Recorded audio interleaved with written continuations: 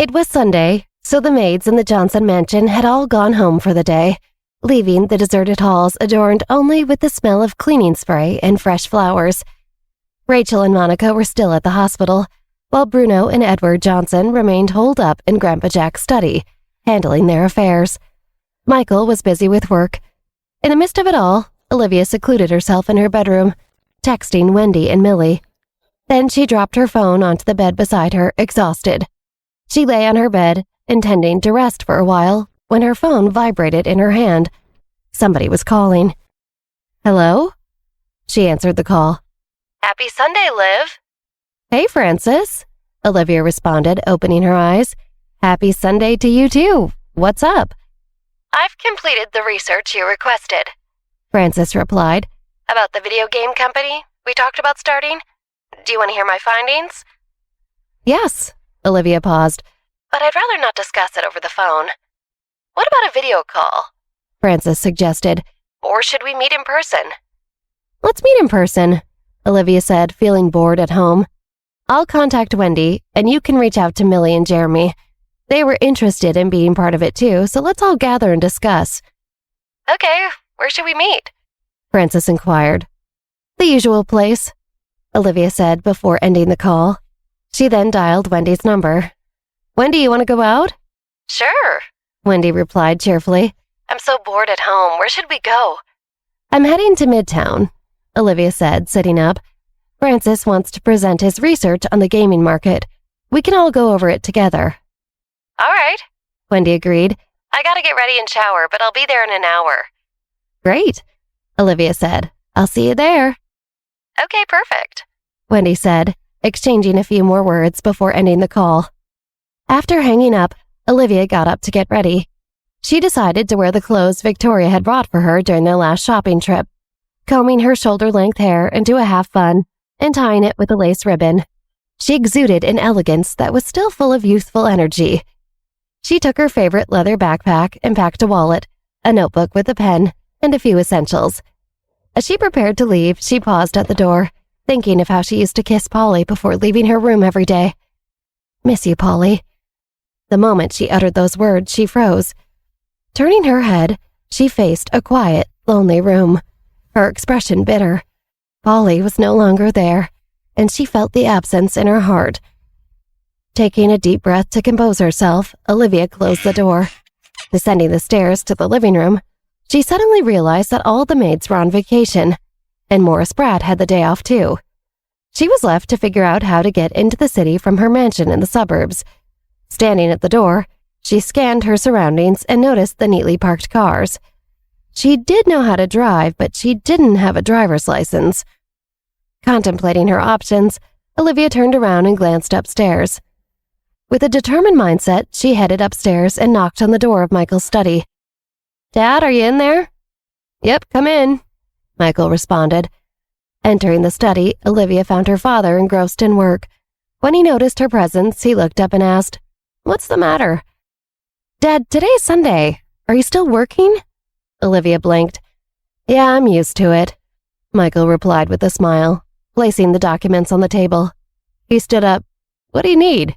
"I wanted to go meet my friends in the city, but then I remembered that Morris Pratt is on vacation today, and I thought maybe you could drop me off," Olivia explained with a shrug. "Can you spare some time?" "Of course, I'll be happy to take you there," Michael nodded, willing to accommodate his daughter's request. "Shall we leave now?" "Yes, let's go," Olivia said eagerly. "I hope I'm not interrupting anything important."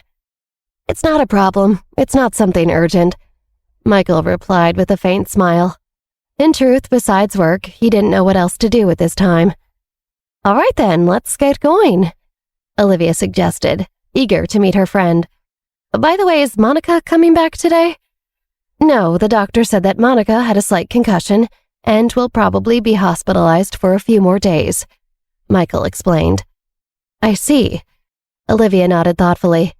"In that case, can I trouble you to pick me up tonight as well? If it's inconvenient, I can take a taxi." "It's no trouble at all. Just call me in advance and I'll come pick you up," Michael assured her. "Great. Thanks, Dad." Olivia beamed. "Let's head out quickly. My friends will be waiting." "Sure," he said. putting on his coat as they left together. As they descended the stairs, Bruno appeared on the second floor and leaned on the handrails. "Big brother, Liv, where are you headed?" "I'm taking Olivia to the city to meet her friends," Michael replied. "Come back early and be careful," Bruno advised Olivia, a tinge of suspicion lingering in his mind. "Will do," Olivia replied politely as she and her father got into the car. With the heater on, the car provided some warmth against the chilly weather outside. It was so cold, in fact, that the streets were sparsely populated, with only a few pedestrians and cars out, giving New York an unusual calmness. Olivia reached for the radio and turned on a music channel. A soothing song filled the car, with the melodic guitar sound resembling flowing water, the singer's deep voice conveying a hint of melancholy. Olivia nodded along to the song, thoroughly enjoying it. Michael, too, began to hum along with the song, his voice steady and perfectly suited for the melody. Then he began to sing. Olivia's eyes sparkled with delight. It was the first time she had heard her father sing, and she was pleasantly surprised. After the song ended, Olivia clapped in appreciation. "Dad, what's the name of that song?" "It's called Darlin' Don't Leave Me by the Oriolettes," Michael replied. "It's the ending song of the movie The Cold-Blooded Assassin. It was a huge movie back when I was younger. You should watch it when you have the chance." "Dad, your singing is really good," Olivia complimented, impressed by this new side of her father. "I used to be way better when I was younger," Michael smiled, dismissing his own talent modestly. "In college, I even formed a band." "A band? You?" Olivia was taken aback. "I couldn't tell." "Ha, ha," Michael chuckled. "Everyone was young once, you know." "Then what were you in the band, the lead singer, the guitar player?" Olivia inquired, intrigued. "I was the guitar player and backup vocals," Michael revealed. "Do you remember Steve Shook, the young man you saw at the party? The one whose brother you saved?" "Yes," Olivia nodded. "His father was the lead singer and bassist of our band," Michael explained. "Steve's mother was our manager at that time, and there was a classmate of ours who was the year younger in the band, too." His eyes lit up with nostalgia. Our band was quite popular on campus back then. Olivia laughed heartedly. The image of her strict and reserved father playing in a rock and roll band was hard to imagine.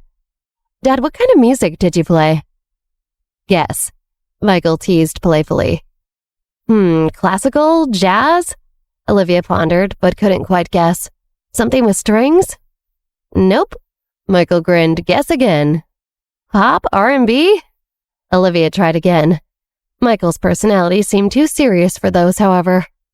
"We used to play rock and roll," Michael revealed, still smiling. "Rock and roll?" Olivia's eyes widened in astonishment. "You, rock and roll." "Why not? Can't I play rock?" Michael glanced at her, then focused on the road again. "Didn't I tell you? We were all young once." "Did you sing a lot or play the guitar more?" Olivia asked, genuinely curious. "I did both, honestly," Michael replied. "Back then, we sang many songs by the Beatles and the Rolling Stones, and the crowds loved it." Olivia laughed, amused by the idea of her father rocking out on stage. "It's just hard to picture." "Don't laugh," Michael shook his head, though he couldn't help but smile at the memories. "Seriously, is it that hard to believe?" Coincidentally, the radio station began to play a song by the Beatles. Michael joined in, humming along with the tune. Olivia couldn't help but cover her mouth giggling. Hearing her father sing this iconic song was a comical and endearing sight. Today she witnessed a very different side of Michael, and the experience felt oddly delightful. When he finally arrived at Broadway in New York City, Michael parked his car on the side of the road. He turned to Olivia and asked, "Do you have enough money with you?" "Yes, I'm good," Olivia nodded. You take care on your way back." "Of course. You too, and don't stay out too late. Call me in advance when you want to be picked up," Michael advised. "Sure," Olivia assured, opening the car door. She stepped out, waving her hand, and said, "Bye, Dad. Have fun singing on your way home," she teased. "Oh, you know I will. Take care, young lady," Michael responded warmly. Olivia watched as Michael's car disappeared from her sight before turning her attention to McDonald's. Today, the restaurant was sparsely populated. mostly occupied by young people, friends and couples gathered in twos and threes. Among them, she spotted Wendy and Francis. Olivia made her way towards them. "Hey guys, you and Wendy are dressed quite similarly today," Francis observed, comparing their coats. Both Olivia and Wendy had similar styles, but the former's hair was red, while the latter's was blue. "Well, it's none of your business if we want to match," Olivia playfully retorted. "Come on, let's head inside and find a seat." "Sure," Wendy replied, moving to an available seat inside. "I'll call Millie. She said she's not coming out today and won't be joining us. She's got to study, I guess." "Got it," Olivia nodded. "As for Jeremy, he went back to San Francisco for the weekend or something," Francis added. "By the way, where's Chris?" "I didn't call him," Olivia replied. "It's our business, and I don't want to take up too much of Chris's time. He's always busy." "Why?" both Wendy and Francis asked in unison. "Nothing major, just a personal choice," Olivia said, rolling her eyes at their curiosity. "Anyway, should we order some fries and a couple of Cokes?" She glanced at the menu. "Wait a moment. I'll get us a bunch of food." Olivia stood up, went to the counter, and ordered a bunch of items off the menu before returning to the table. "Now we can chat properly." "Oh, I thought we were just meeting here and then going somewhere else to eat." Wendy seemed surprised. "I thought the same," Francis added, looking at the large plates of food Olivia brought back. "Are we supposed to discuss things here?" "Yeah, why not?" Olivia affirmed, nodding. She may have money now, but she still loved fast food and any excuse to eat it. "Francis, tell me about your research. What'd you find about the video game market?" "Sure." Francis took out a thick notebook from his bag and said, "During this period, I've been researching a lot of information. I found that the game industry often uses new content in games to compete for market space. They aim to stimulate players who may have grown tired of the content in their other games to spend money on new ones. But we haven't even developed the first version of a game yet," Olivia replied, raising her hands. "So that way is sort of out of the question. What I want to know is the most popular game type currently. Although I personally prefer to play games on my phone, I have to admit that the current market is still dominated by computer games." Francis shrugged. "Okay, good to know," Olivia acknowledged. "Continue." Francis went through a list of ideas for games and of all the important things he had learned in his research. Flipping through his notebook, he pointed at the data he had meticulously recorded and said, "As you can see, a lot of these games were created by companies that already had huge followings, but some were created by companies that were new. And those ones did really well as apps for smartphones. I think we could learn a lot from those companies and how they created their new games without ever having a loyal following first." "So you're saying you want to start building a game from scratch?" Olivia asked. "That is one option," Francis replied. "It could attract more loyal players if it's something completely new. They'll want to be the first people to try it." "Is there any other approach?" Olivia wasn't very optimistic about this. Building a game from scratch meant high initial expenses. Besides, it might not guarantee a popular game. "Yes, there are various ways to have different types of successful games," Francis explained. "Based on my research, the current users of online games in the US are 73% male and 27% female. However, mobile game users are almost evenly split between genders." "And what about age?" Olivia inquired. "That's a more serious issue," Francis admitted. He disliked how many games tried to cater to underage players, pushing them to spend money while compromising on overall quality. This conflicted with the interests of adult or experienced players, resulting in a loss for both sides. "It's certainly a drawback," Olivia frowned. "Let's decide on the target audience group today." "I prefer adults," Francis suggested, "or at least 15 and up." "I think it's better to target the same age group as us," Wendy chimed in. "Then let's set it between 16 and 18 years old," Olivia proposed. "Now, what about the graphic style?" "How about something beautiful and romantic?" Wendy suggested. "Players can enjoy the scenery." "I believe a more concise style would be better." Francis had a different opinion. "Phones have their limitations. And no matter how visually stunning it is, there are configuration requirements. Besides, this is our first game and we need to consider our own capabilities. That makes sense. Wendy nodded. Liv, what do you think? I agree, Olivia said. A clean and simple graphic style can still be highly popular for this type of game. She turned to Francis and asked, What did your research reveal? Francis flipped back a few pages in his notebook and replied, Currently, 3 types of games are popular in the market: competitive, nurturing, and action role-player games. Which type do you both prefer? Olivia inquired. I enjoy competitive gameplay with really challenging moves, Francis answered, or role-playing games. I definitely like nurturing games, Wendy said with a smile. But if it's a mix of action and nurturing, I would also enjoy it, as long as it's not overly difficult. What if we combine all 3? Olivia pondered for a moment and then asked Francis, Can you come up with a plan for such a game? Combining all 3 into one? Francis was taken aback. That's a unique type I've never played before. A competitive glint appeared in his eyes as he nodded. I think I can give it a try.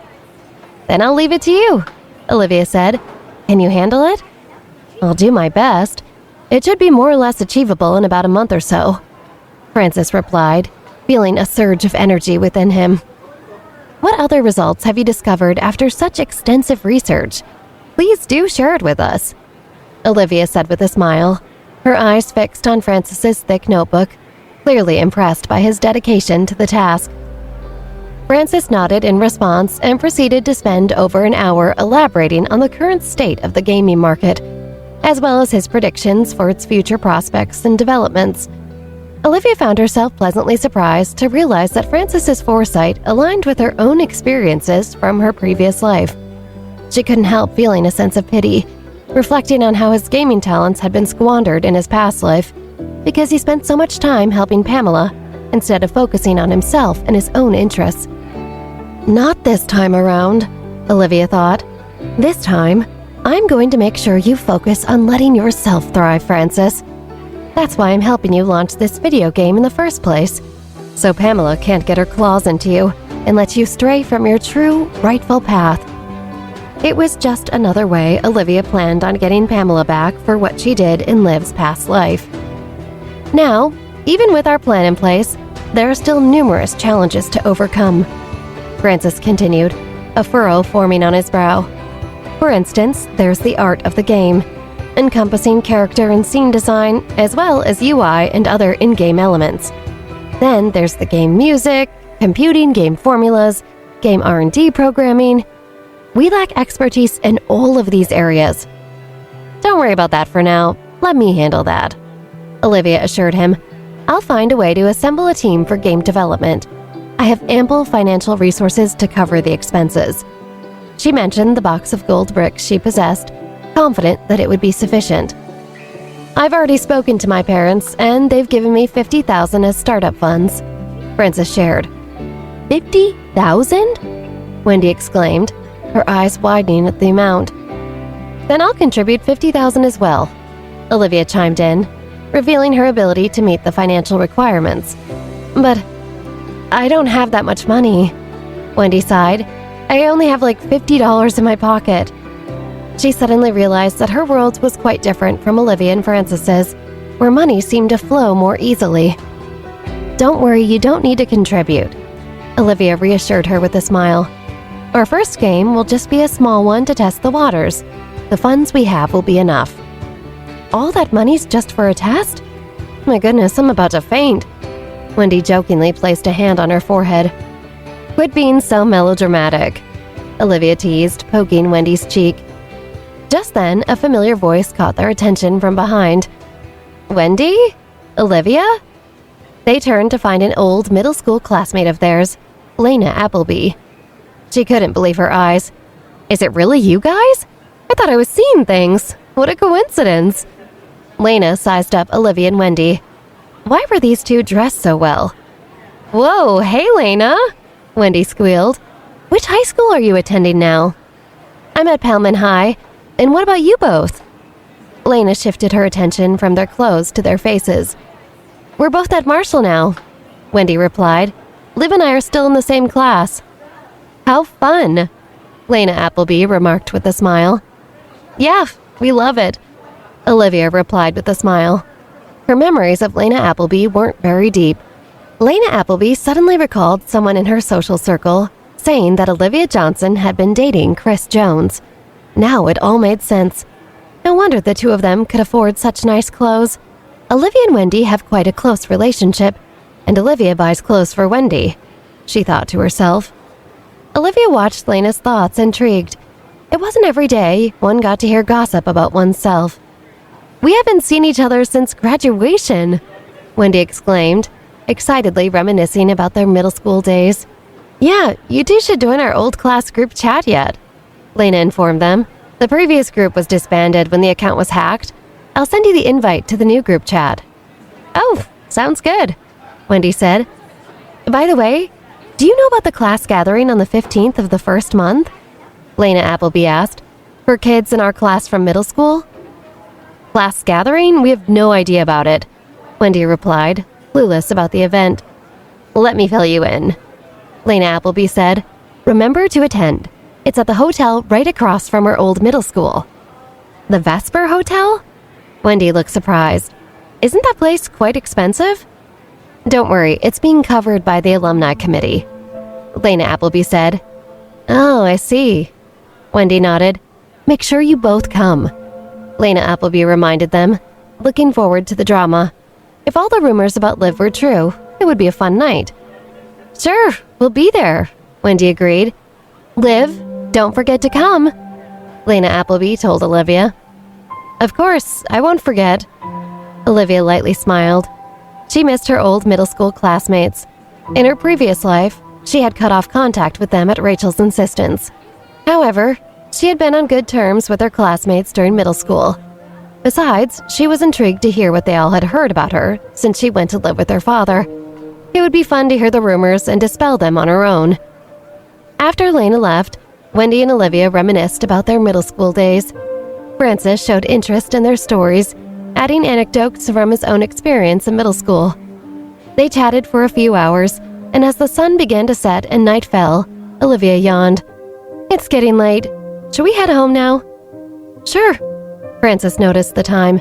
"How will you both get back?" "My dad will be here soon," Olivia said. "All right then, I'll see you guys at school. Let's talk soon," Francis said before bidding farewell to Olivia and Wendy. After Francis left, Olivia dialed Michael's number. When he arrived, Wendy and Olivia both left McDonald's and got into the car. "Can you drive me to my mom's place so that we can drop off Wendy?" Olivia instructed her father. She and her mom are staying there. "Sure," Michael agreed. After parking the car, Olivia made an excuse and convinced Michael to accompany her and Wendy upstairs. Desiree opened the door after 3 knocks. "Wendy, Liv, you're back," Desiree greeted them. When she saw Michael, she was also surprised. "Oh, Liv's father is here too? Come in quickly, it's cold." "Apologies for the intrusion." Michael seemed a bit reserved. He had already been reluctant to go upstairs, but Olivia insisted, expressing that she wouldn't be at ease if Wendy went up alone. So she insisted on dragging him along. Desiree called out, "Victoria, Liv is back. Come out quickly." "Oh, she's here." Victoria's voice came from the bedroom. Michael still felt a little uncomfortable and said, "Liv, Wendy is inside now. Let's go back." "Huh?" Olivia was taken back. "Why are you leaving so soon? I haven't said hello to my mother in person yet. It's not good just to leave without saying hello."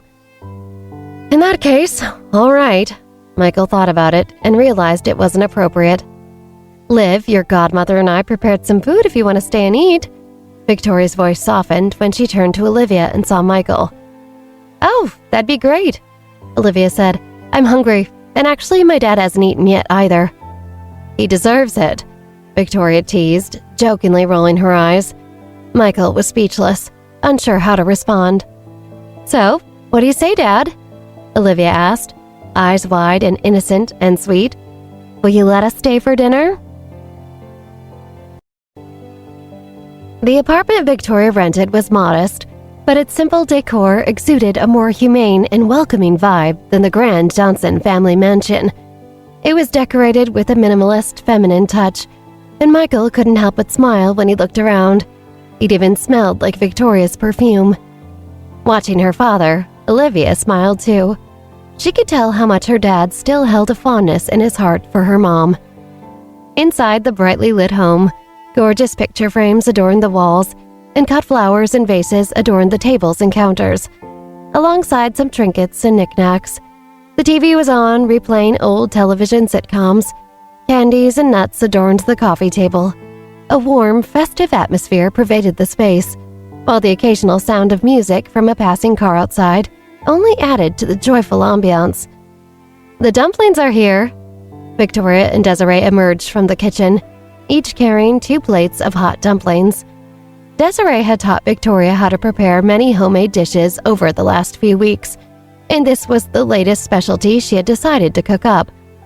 The steamed ones are filled with celery and meat, and the boiled ones have chives and eggs. "Wow, it smells amazing." Olivia's mouth watered. "Can we dig in now?" "You're such a little glutton," Victoria said with a fond smile. "Go ahead and eat. There's still soup in the pot. I'll check on it." "Victoria, you should sit and eat," Desiree urged. "Cooking is my duty." "All right, fine," Victoria conceded, knowing Desiree's cooking skills were better than hers. As she sat down, she noticed Michael sitting opposite her. She didn't want to be bothered by his presence, but with him here, her emotions were in a quandary. Olivia sat beside Victoria, with Michael on her other side, and she considered this the best seating arrangement. "These dumplings were made fresh this morning," Desiree explained, placing bowls and forks on the table. Then she put a few scratchers tickets on the table. "Oh, and I got these 2 when I was at work. One of my coworkers always buys people scratchers for their birthdays, and since mine was last week, he gave me 10 scratchers tickets. I thought we could play them and see if we're lucky enough to win anything." "Don't worry," Victoria said, giving Michael a pointed look. "We're not big gamblers." "I wasn't saying anything," Michael replied, glancing at Victoria. "Let's see who has the best luck today." Olivia quickly intervened, sensing a bit of tension brewing between her parents. "Wendy, come sit down." "You 2 should eat first. There might not be enough, and some dumplings are still in the fridge," Wendy said as she brought a plate of steamed dumplings to Michael. "I'll start eating then," Olivia said, picking up a fried dumpling with chives and eggs. It was slippery and not easy to pick up, but as she bit into it, the fresh and smooth taste delighted her taste buds. The blend of chives, eggs, and various spices created an excellent culinary experience. "Oh?" Michael also picked up a steamed dumpling filled with celery and meat from the plate in front of him. Its elastic skin impressed him. With anticipation, he bit into the dumpling. Then, as he ate, Desiree passed him a scratcher, and he scratched it off with a penny. He won $3. "Seems like I have some good luck today," he smiled. "Wow, Dad, you got a winning ticket?" Olivia's eyes lit up. "Shh," Victoria made a disapproving sound. "It's only this once. Beginner's luck." Olivia tried one of the scratchers now, and she saw she too won a bit of money. "I won $1. Ha! What are the odds we both won?" "Indeed, Liv's luck is exceptional," Victoria remarked with a smile. "Eat a few more dumplings. Your godmother made these with love, and Wendy and I lent our hands." Olivia nodded, a contented smile on her face. Seeing Victoria, Desiree, and Wendy living together so harmoniously filled her with happiness. Michael furrowed his brow as he scratched off the next scratcher. "Well, this is crazy. I got another $3 ticket. It seems I have more than one stroke of good luck." Victoria snorted, rolling her eyes playfully. At that moment, Desiree brought the soup to the dining table, setting the bowl in the middle before taking her seat beside Wendy. "Mom, Michael, and Olivia are both incredibly lucky," Wendy exclaimed, placing the winning scratchers tickets in a pile on the table with a smile. Olivia agreed. "Indeed, very lucky." "You 2 have quite the fortune," Desiree teased, observing the tickets beside Olivia and Michael. "What will you do with all your winnings?" "Ha ha ha," Olivia laughed, saying, The possibilities are endless. I guess I get my luck from my dad." "I couldn't agree more," Michael replied with a smile, glancing at Victoria, who said his luck was just a fluke. Victoria snorted, feeling a little irritated. She too scratched off a scratcher ticket, hoping to find another prize. But luck was not on her side, and she found none in the next 2 or 3 scratchers. Clearly, she was displeased. Michael noticed her frustration and smiled. He picked up another scratcher, nudging Olivia with his elbow and giving the scratcher a meaningful look. Olivia understood his gesture and transferred the scratcher to Victoria. "Mom, here's one for you." "Thank you, dear," Victoria said. She reluctantly scratched it off with a penny, and her eyebrows shot up. "Oh, $1. I won $1. "Your luck is pretty good too, Godmother," Wendy chimed in, beaming. "Indeed," Desiree added with a smile. Seeing Michael and his daughter's affectionate little exchange, she had a glimmer of understanding. "Your family has quite the fortune tonight." "Liv and I are lucky. What about him?" Victoria playfully rolled her eyes at Michael, raising her chin proudly. Michael could only smile helplessly, recognizing Victoria's playful demeanor, one that would never change. Olivia felt a warmth radiating from deep within her. This harmonious atmosphere felt like a dream, a happiness she wished would never end. In fact, she was greedy for this dream to last forever, and she hoped that one day it would be like this permanently. Olivia savored the memory of the festive dinner as Desiree looked at the multiple winning scratchers on the table and teased, "Looks like your luck this year won't be stopping anytime soon." Olivia smiled warmly, taking charge of cleaning up the dishes. She suggested, "Mom, Godmother, you and my dad can relax on the sofa with some tea or coffee and chat to help with digestion. Wendy and I will take care of the cleaning here." Victoria nodded, content to leave the bowls and silverware for washing later. "All right, just place them in the sink. I'll handle it afterward." With the adults settled in the living room, Olivia and Wendy efficiently cleaned up the table and utensils, chatting merrily as they worked together.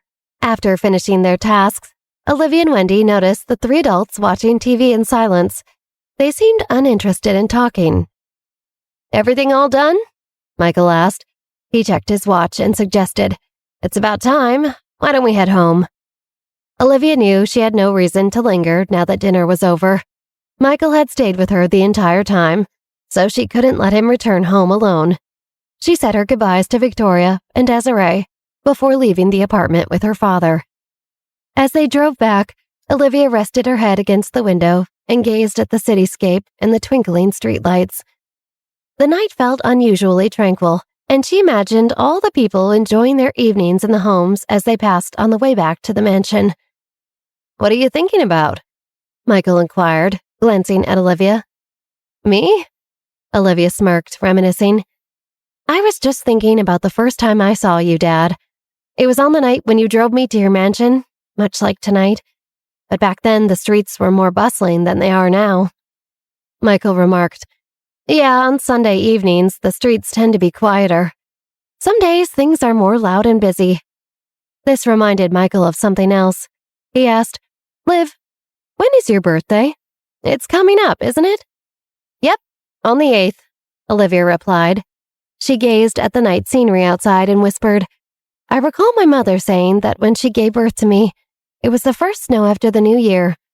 I was born in the early hours of the morning, and it was terribly cold." Michael felt a pang of discomfort in his heart hearing this. Victoria's family faced bankruptcy, the patriarch went missing, and Victoria was left alone and pregnant. How had she managed to survive that winter? Michael let out a sigh and took a deep breath, feigning relaxation as he smiled. He then pressed on the radio, tuning it to the same music channel they had listened to before. While driving, he occasionally stole glances at Olivia. Her profile bore a striking resemblance to Victoria's, and a corner of his mouth unconsciously lifted. Genes truly worked in mysterious ways. "Dad, why are you smiling so happily?" Olivia inquired, curious about the reason behind her father's contented expression, though she knew from reading his thoughts it had to do with her mother. She just wanted to know if he would say it, And moreover, if she could get him to think about whatever happened 17 years ago between her parents, she was dying to find out still. I was thinking, how would you like to celebrate your birthday this year? Michael paused, considering the best way to make her day special. What would you like to do for it? My birthday? Olivia was taken aback. It was the first time Michael had shown interest in her birthday, even after living 2 lives. Yes, Michael affirmed. I work on the 8th of this month, so I can be with you on the 7th. How would you like to celebrate? Olivia's eyes sparkled with thought. I want to organize a small party. That's a good idea, Michael agreed, knowing that such gatherings were common among their social circle. I'll have one of the maids arrange it. How does that sound? No need. Olivia shook her head. I don't want to have it at home. Let's find a theme restaurant. Nowadays, many places can host birthday parties. We could do it there. Sounds good. Have you thought about whom to invite? Michael inquired, interested in the guest list. About 10 people. Olivia counted in her mind. She didn't want to invite strangers to her birthday celebration. Do you need any preparations from me? Michael asked, willing to contribute in any way he could. No, but how about you prepare a birthday present for me? Olivia grinned. Oh, sure. What would you like? Michael asked, intrigued. I'll let you know, Olivia said after giving it some thought. Also, my friend will be coming that day, and I'd like my mother to be there too. So please don't argue with her in front of my friends. Michael felt a little hurt. Who said I ever argue with her? Olivia laughed. Just be on your best behavior. Her father agreed, and they continued chatting about the party. But when Michael suggested inviting Monica and Rachel, Olivia's laughter halted abruptly. Michael was puzzled by her sudden silence. It's not a good idea for my mother and Rachel to be in the same room at the same time, Olivia explained. How would I explain it to my friends? This is my dad's wife, and she and my mom don't get along. Think about how bad it was after we ran into them while shopping, Olivia reminded him. Michael felt uncertain and stuttered, you may have a point. And Monica's face is still swollen because of her injury, Olivia continued. If she shows up at the party like that, someone will definitely ask what happened. Was she dragged into the woods or something? I don't think it's worth drawing undue attention to our problems with the Coopers. Michael fell silent for a moment before nodding. All right, we'll do as you say. Thank you. Olivia gazed out of the window and curled her lips. How much does it cost to organize the party? Michael asked as if he had never held such an event before. He always left it up to Rachel to plan and pay for. I'll have my assistant call and help you. No need, Olivia replied. The money you gave me before is still enough. Okay, Michael nodded. After that, they exchanged no further words, each focused on their own thoughts. Michael concentrated on driving, while Olivia savored the scenery outside the window. The soft music played in the quiet car, creating a nice, cozy ambiance.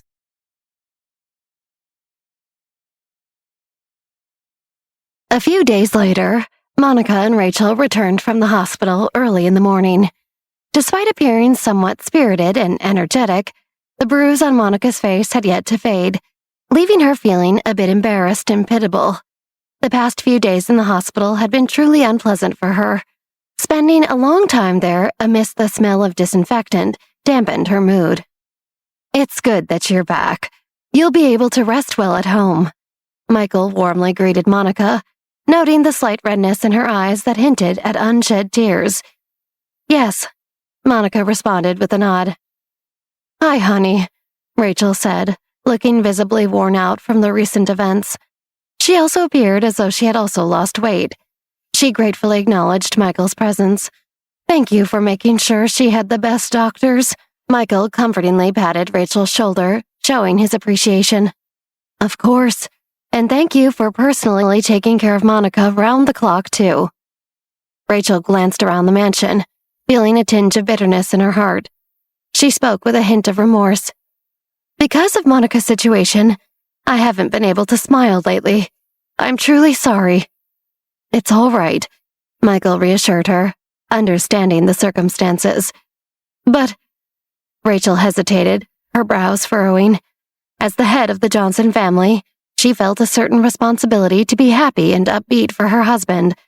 After a moment of thought, she suggested, "Isn't Liv's birthday coming up in a few days?" "Yes," Michael confirmed. "Why don't we make it grand?" Rachel's eyes sparkled with the idea of an extravagant celebration. She wanted to showcase the family's grandeur and lavishness to everyone. "No need," Michael declined. "Liv wants to find a theme restaurant, invite a few friends for a simple celebration." "I see." Rachel was a little disappointed but compromised. "Then Monica and I will also help her on that day. Liv doesn't have much experience planning the kind of parties we're used to in this family." "Honey, there's no need," Michael repeated. He remembered Olivia's preference to not have Rachel or Monica there, and he refused to let his daughter down. "Monica's injuries haven't fully healed yet. You should take good care of her at home. You don't need to worry about such matters like birthdays." As Michael spoke, Rachel's expression turned increasingly sour. He seemed to imply that she and Monica should stay put and let him accompany Olivia. This made her feel resentful and left out. "That's fine with me," Monica pouted, butting in. "I wasn't planning on going anyway." She was still under restrictions to go out anyway until she was healed.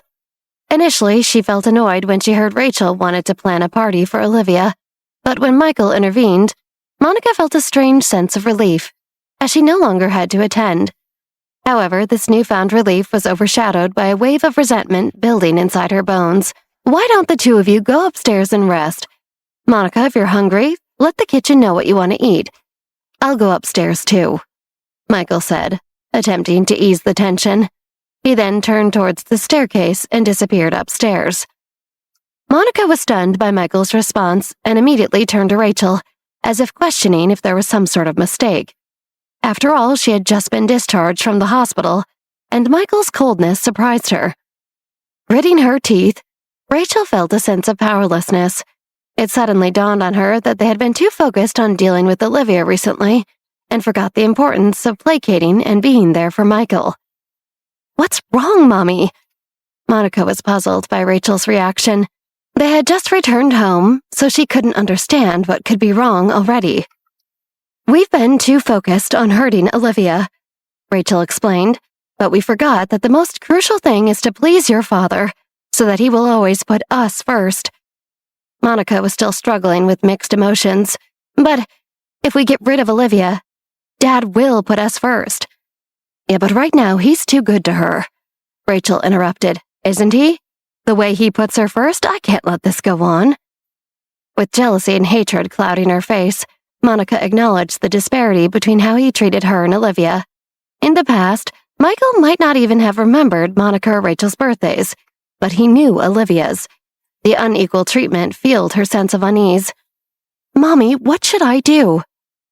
"For now, you should focus on recovering," Rachel advised. "We'll figure out a plan later. We must take your father away from Olivia's side. If she could snatch Michael from Victoria, then Monica could snatch his attention from Olivia too." Monica nodded with determination. This way, she could have everything Olivia had. Her jealousy seemed to have driven her into madness. "We were really wrong to focus only on Olivia," Rachel murmured to herself, vowing to not make the same mistakes again.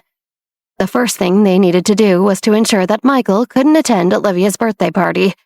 Monica had never received such an honor, so what right did Olivia have? Meanwhile, in Olivia's room, she and Michael were discussing the party details. "Dad, I booked a restaurant online. It's quite spacious. I called to confirm, and they're already open for business. They even reserved a private room for us, and it has a fun little patio with heat lamps too. They also sent a photo of it," Olivia explained. "The size looks good," Michael nodded. "Have you decided on the dishes you want to serve?" "I've prepared a menu and want you to approve it." Olivia flipped open her notebook and showed him the menu. She pointed at each one. A sumptuous seafood platter with a selection of fresh oysters, lobster, king crab legs, shrimp cocktail, and other seasonal shellfish. Then a traditional Spanish rice dish, Paella is a flavorful combination of saffron-infused rice with shrimp, chicken, and chorizo. And, for those in the group who prefer vegetarian options, a beautifully presented vegetarian selection that includes dishes like stuffed bell peppers, grilled vegetable platter, mushroom risotto, or an assortment of gourmet vegetable-based tapas. Not bad, Michael nodded in approval. What about dessert? Right here. Olivia flipped back to the first page. I ordered 10 servings of chocolate pudding and fresh berry tarts. It sounds so sweet. Michael smiled. I'm sure everyone will love it. Olivia continued. The cost of the theme restaurant, including the private room, after using my student discount, comes to $2,700. That's not so bad, Michael agreed. Have you sent out the invitations? I've created electronic invitations and sent them out, Olivia confirmed. Everyone should be there on time. Good, Michael nodded, deciding that he should invite his assistant Ansel Parr out tonight to help choose a gift for Olivia. Olivia smiled to herself, seeing how enthusiastic her father was about celebrating her birthday. The sunset and the moon rose softly in the sky, casting a gentle and comfortable glow inside the room, creating a warm ambiance.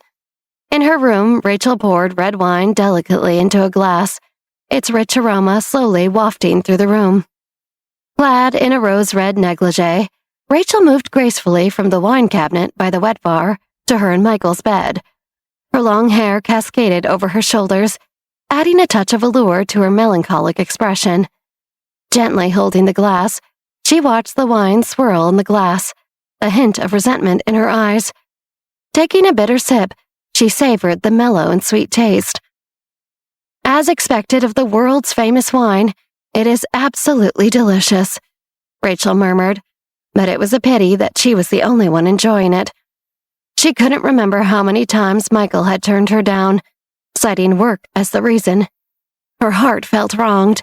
Was he truly busy with work, or was it something else? Rachel didn't know, and she didn't dare to find out. Suddenly, 3 knocks echoed at the door. Rachel's heart leaped with anticipation. Could it be Michael? Was he done working in his study for the evening? Perhaps he was coming to enjoy a glass of wine with her after all. She walked barefoot to the door, her heart pounding with hope. Opening the door, her eyes filled with disappointment when she saw the person standing there. It's you. What do you want? There was no denying that Bruno was taken aback when Rachel opened the door in her negligee. But upon hearing her voice, his heart sank. He knew he could never be the person she was waiting for. Reluctant to give up, Bruno clenched his fists and inquired, Is my big brother here? He's in the study, Rachel replied, glancing at him. If you need something, go find him there. As she attempted to close the door, Bruno's hand stopped it. Rachel frowned and looked at him. What are you doing? I need to talk to you. Bruno took a few steps forward and slipped inside, closing the door behind him. He stared intently at Rachel. Tell me, what's the matter? Rachel avoided his gaze, feeling uneasy with his intense scrutiny. She did not like Bruno looking at her. She slightly turned her body to avoid him. Bruno gazed at Rachel, his eyes lingering on her face before trailing down to her neck, shoulder, collarbone, and the alluring outline of her waist faintly visible through her thin pajamas. He couldn't help but feel his mouth go dry. If there's nothing else, you can leave. Rachel frowned. I'm going to sleep. Are you waiting for my big brother in that outfit? Bruno's jealousy surfaced. You know he's busy working. What are you doing? Rachel's anger flared. Ignoring her, Bruno glanced around the room. His eyes fell on the double bed adorned with rose petals, and the room filled with the lingering scent of roses. He noticed a bottle of Chateau Haut-Brion wine beside the cabinet. Bruno walked over and asked, Chateau Haut-Brion? Rachel looked at him without stopping him. She felt depressed, and having anyone to drink with her suddenly didn't seem so bad. Bruno poured himself a glass of wine, admiring the aroma. Brian Passac Legnon, 1982. You seem to know a lot about wine, Rachel said, walking over barefoot and placing a glass next to Bruno. Bruno smiled, filling her glass too. He raised his glass and said, To us. As they sipped their wine, Rachel asked, "How long will you stay here? 5 years? 10 years?" "What? You want me to stay in New York?" Bruno teased. Rachel coldly curled her lips. "You know I'm the one who least wants you to come back for good." "I'm not the only one you don't want to come back." Bruno laughed self-deprecatingly. "You don't want Edward here either. You're not a qualified mother." The words pierced Rachel's heart, reminding her of the guilt she felt toward Edward. She looked at Bruno and took another sip of wine. "You're not a qualified younger brother either. We're the same." Bruno laughed. "I've never been a qualified younger brother." Rachel snorted and said nothing further. She looked at the wine in her cup, the red color like deep crimson blood, hinting at danger and temptation. "Tomorrow morning, I'll leave with Edward," Bruno said. Seeing Rachel finish her wine, he poured her another glass. "Why don't I just take Monica with me too?" "No." Rachel's hand shook and she immediately refused. "Why?" Bruno looked at her. "She can study under me and improve her culinary skills. She can become one of my disciples faster that way. Isn't that what you wish for? Fame and success for her?" He wanted to help Rachel. Monica's injuries haven't healed yet. I'm worried she'll suffer if she leaves me now." "Is that so?" Bruno saw through her reasons but said nothing. Monica was essential to Rachel's plan of snatching Michael back. She couldn't let her leave. "Well, maybe you should send her later then when you're ready to let her come study under me." "All right," Rachel nodded, raising her wine glass. "Have a good trip in the meantime." "Thank you. You know I always do." After clinking glasses, Bruno didn't drink the wine. Instead, he put down his glass and placed a hand on the back of Rachel's head. Leaning in, he kissed her lips without reservation. He didn't care about Rachel's resistance as he used his tongue to explore her mouth and taste the wine. Rachel's glass slipped from her hand, shattering on the floor. She pushed Bruno away, shocked and angry. "You're crazy. What are you doing? I'm your sister-in-law." "I know," Bruno said, relishing the fragrance of the wine. "Dressed like this and appearing in front of me, sister-in-law. Isn't that right?" He embraced Rachel at her waist, lifting her. "My brother can't give you what you want, and he won't give you what you need. But I can give you everything. Don't reject me. I know how to cherish you more than him." Rachel was stunned, but perhaps it was because of the alcohol that she felt weak, because suddenly, she found herself leaning her head against Bruno's chest, and she did not refuse his advances. In the early morning the following day, Bruno departed from Michael's mansion with Edward, their exit shrouded in silence, without alerting anyone. It was only during lunchtime that Olivia discovered their absence. It suddenly dawned on her that Bruno had mentioned his mentor, Chef Franco Alva's birthday, which was coming up soon. Maybe that's why they left, she figured. Regardless, Olivia went on about her life, and because Rachel had chosen to focus on Michael and her uncle and half-brother were gone, Olivia's days became more uneventful. However, on the day before her birthday, her slumber was interrupted by an early morning call from Frances. Warm birthday greetings followed, accompanied by messages from her friends, saying they were excited to celebrate with her tonight. The repeated vibrations from her phone kept Olivia wide awake. After getting up and freshening up, Olivia chose a casual outfit from her wardrobe and then dialed Victoria's number. Victoria had already been up for a while and wished Olivia a happy early birthday, since her real birthday was tomorrow, and today was just the day she'd chosen to celebrate with everyone. Olivia replied with gratitude for her mother's kind words. During their conversation, Olivia reminded her mom about her birthday dinner that was to take place that evening. Victoria expressed her regret, explaining that she had to work that day. Surprised, Olivia questioned, "What? How come you didn't tell me?" Victoria sighed. "It just happened." She explained how her boss notified her of the change in her schedule last night, and she was unable to take a leave from work. She proposed that Olivia should enjoy the day with her friends, and they would celebrate together after her work hours or tomorrow. Although Victoria felt apologetic for not being present during her daughter's birthday, She also knew the significance of this day, the day Olivia officially came into the world and became a part of their small family. Under such circumstances, Olivia didn't stop Victoria from attending to her job. She understood her mother's commitments and the importance of her responsibilities. "All right, Mom, take care at work," she replied, reassuring Victoria that everything was fine. "Don't worry," Victoria replied with concern, reminding Olivia, "You can have fun with them, but absolutely no drinking." "I know," Olivia agreed, smiling. "I'm not that kind of high schooler," she laughed. After exchanging a few more words, they bid each other farewell and hung up. Olivia walked over to her mirror and brushed her hair before stretching and leaving her room. As soon as she closed the door behind her, she heard loud cries and wails echoing throughout the house. Frowning, she hurried downstairs to find the source of the commotion. In the living room, Monica was rolling on the floor, clutching her head in agony. The servant stood nearby, unsure of what to do, while Rachel anxiously called for an ambulance. "What's happening?" Michael had just descended the stairs and was taken aback by the scene before him. "What's wrong with Monica?" "I don't know. Monica says her head is pounding," Rachel explained tearfully. "Michael, I'm so scared." She clung to Michael for comfort.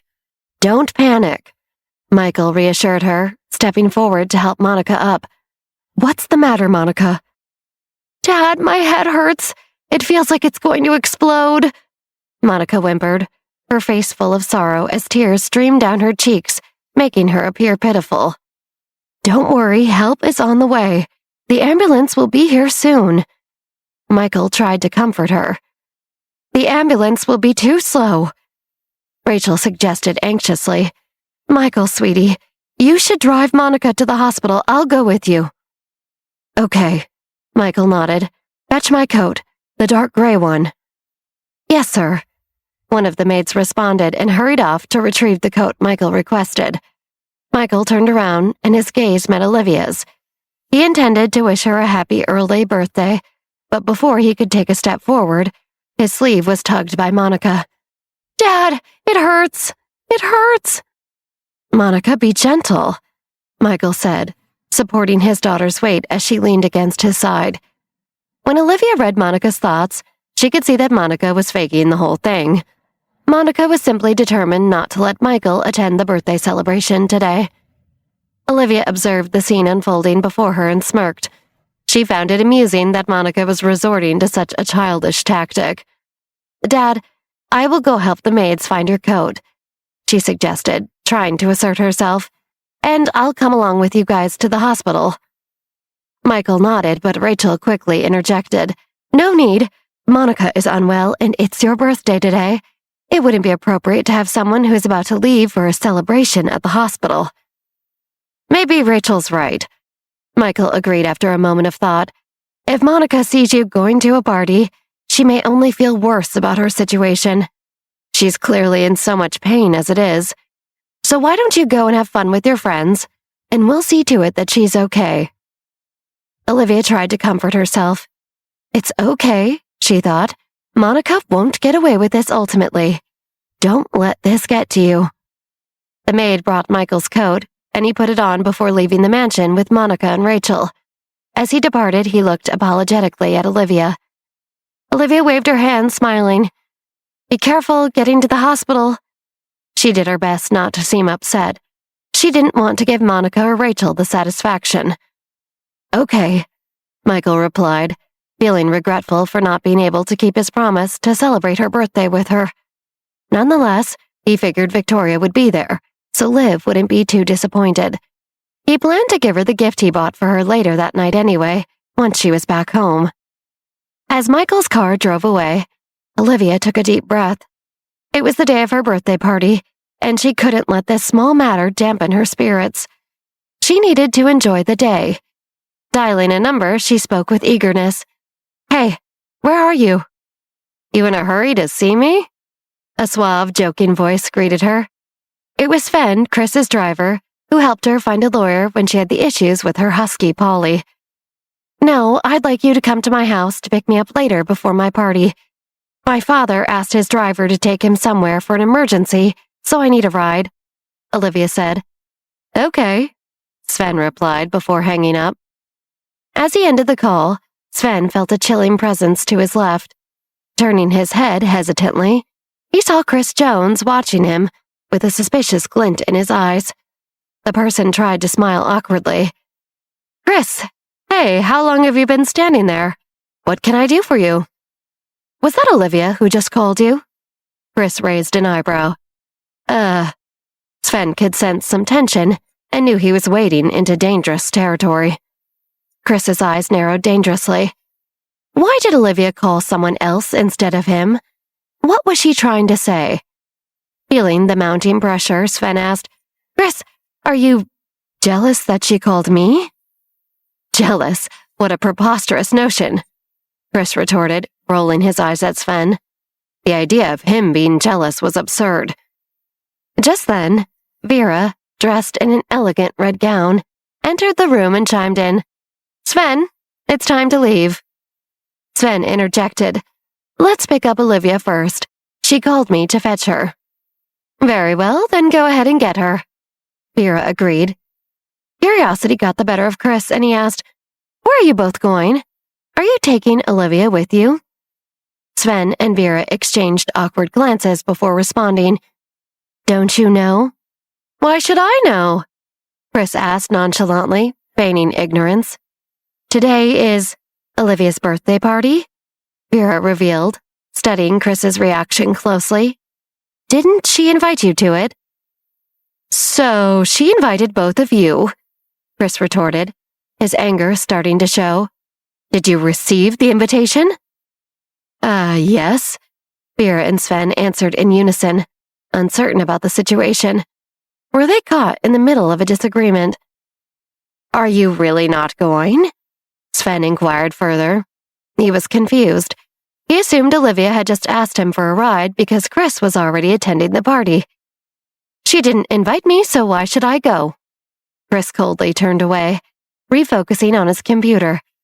His fingers continued typing, the clacking sound reflecting his displeasure. Observing Chris's reaction, Vera couldn't help raising her eyebrows. She placed her hands on her shoulders and said gently, Chris, regardless of the situation, Olivia is your fiancée. Even if you don't attend, you should still get her a gift. No, Chris responded, still displeased. His eyes remained fixed on the computer screen, and he continued typing. How could he have time to prepare a birthday gift when she didn't even inform him about the party, and she dared to invite his cousin and asked his driver for a ride? Was she doing this on purpose to toy with him? Then, Vera hesitated for a moment, then why don't you accompany me as my guest? We don't have to stay the whole time. Why don't you just have Sven be your guest? Chris replied with a touch of disdain.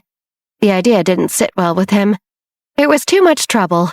Why would Olivia invite Vera and not him? And why call Sven for a ride? Was she trying to isolate him? Was she trying to tell him she was mad at him? Vera shrugged off his comment. If I call Sven my guest, he'll ruin my image. Sven smiled, taking the joke in stride. Join me for a while, please, Vera requested. Chris snorted dismissively, saving the data on his computer. This is quite irritating. When Chris reluctantly stood up and proceeded to change his clothes in another room, it was clear to Vera she had convinced him to attend with her. Thank you, Vera acknowledged. Wow. Sven gave a thumbs up, amused by Vera's ability to handle Chris's cynical and arrogant demeanor. Vera laughed self-assuredly. I know him better than anyone. After a while, Chris emerged, dressed in a brand new hand-tailored suit. Let's go. Okay, let's go, Sven replied, stifling a laugh at Chris's choice to wear a very upscale suit. Chris was trying to look nice and impress Olivia, and Sven found it amusing, but didn't dare to comment further. When Sven arrived at Olivia's mansion, Olivia emerged from the door, her half-combed hair exuding a playful charm. She wore a white blouse adorned with black ribbons and matched it with a black velvet A-line skirt, along with a pair of black ankle-high booties.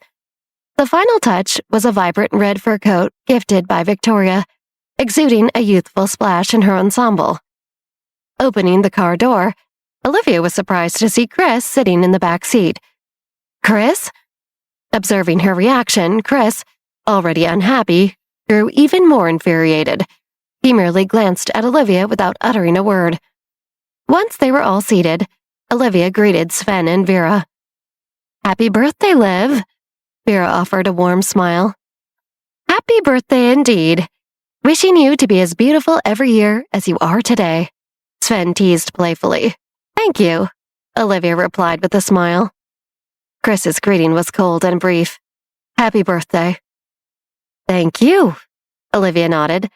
She was taken aback by Chris's presence, since she believed he was too busy to attend.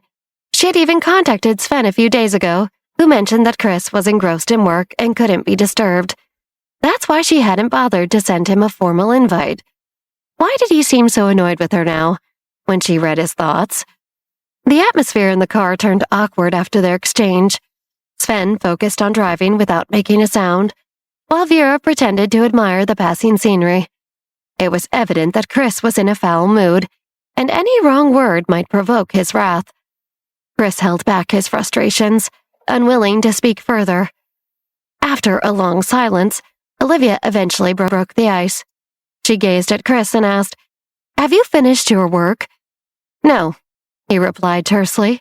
The workload was immense. "If you're busy, you don't have to come," Olivia said with a hint of resentment.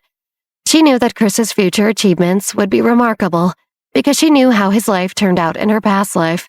But currently, he had to work hard incrementally, step by step, to realize his potential. Even though she didn't witness his struggles firsthand, she could imagine them. Sven instantly broke into a cold sweat. What was Olivia doing? Such remarks would undoubtedly enrage Chris.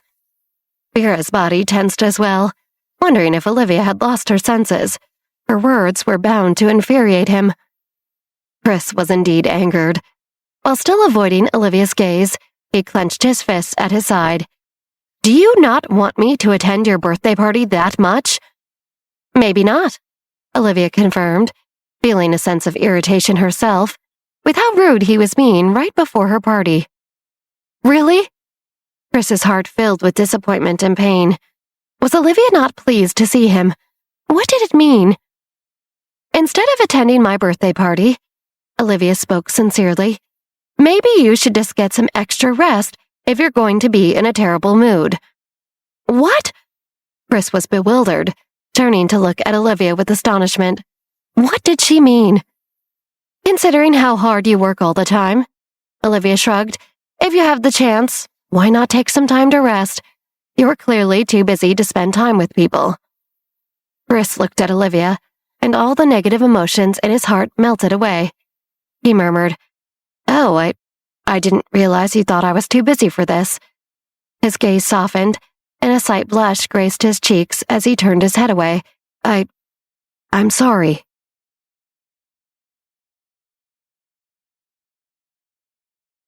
"It's okay," Olivia said, realizing Chris didn't mean to be so busy lately.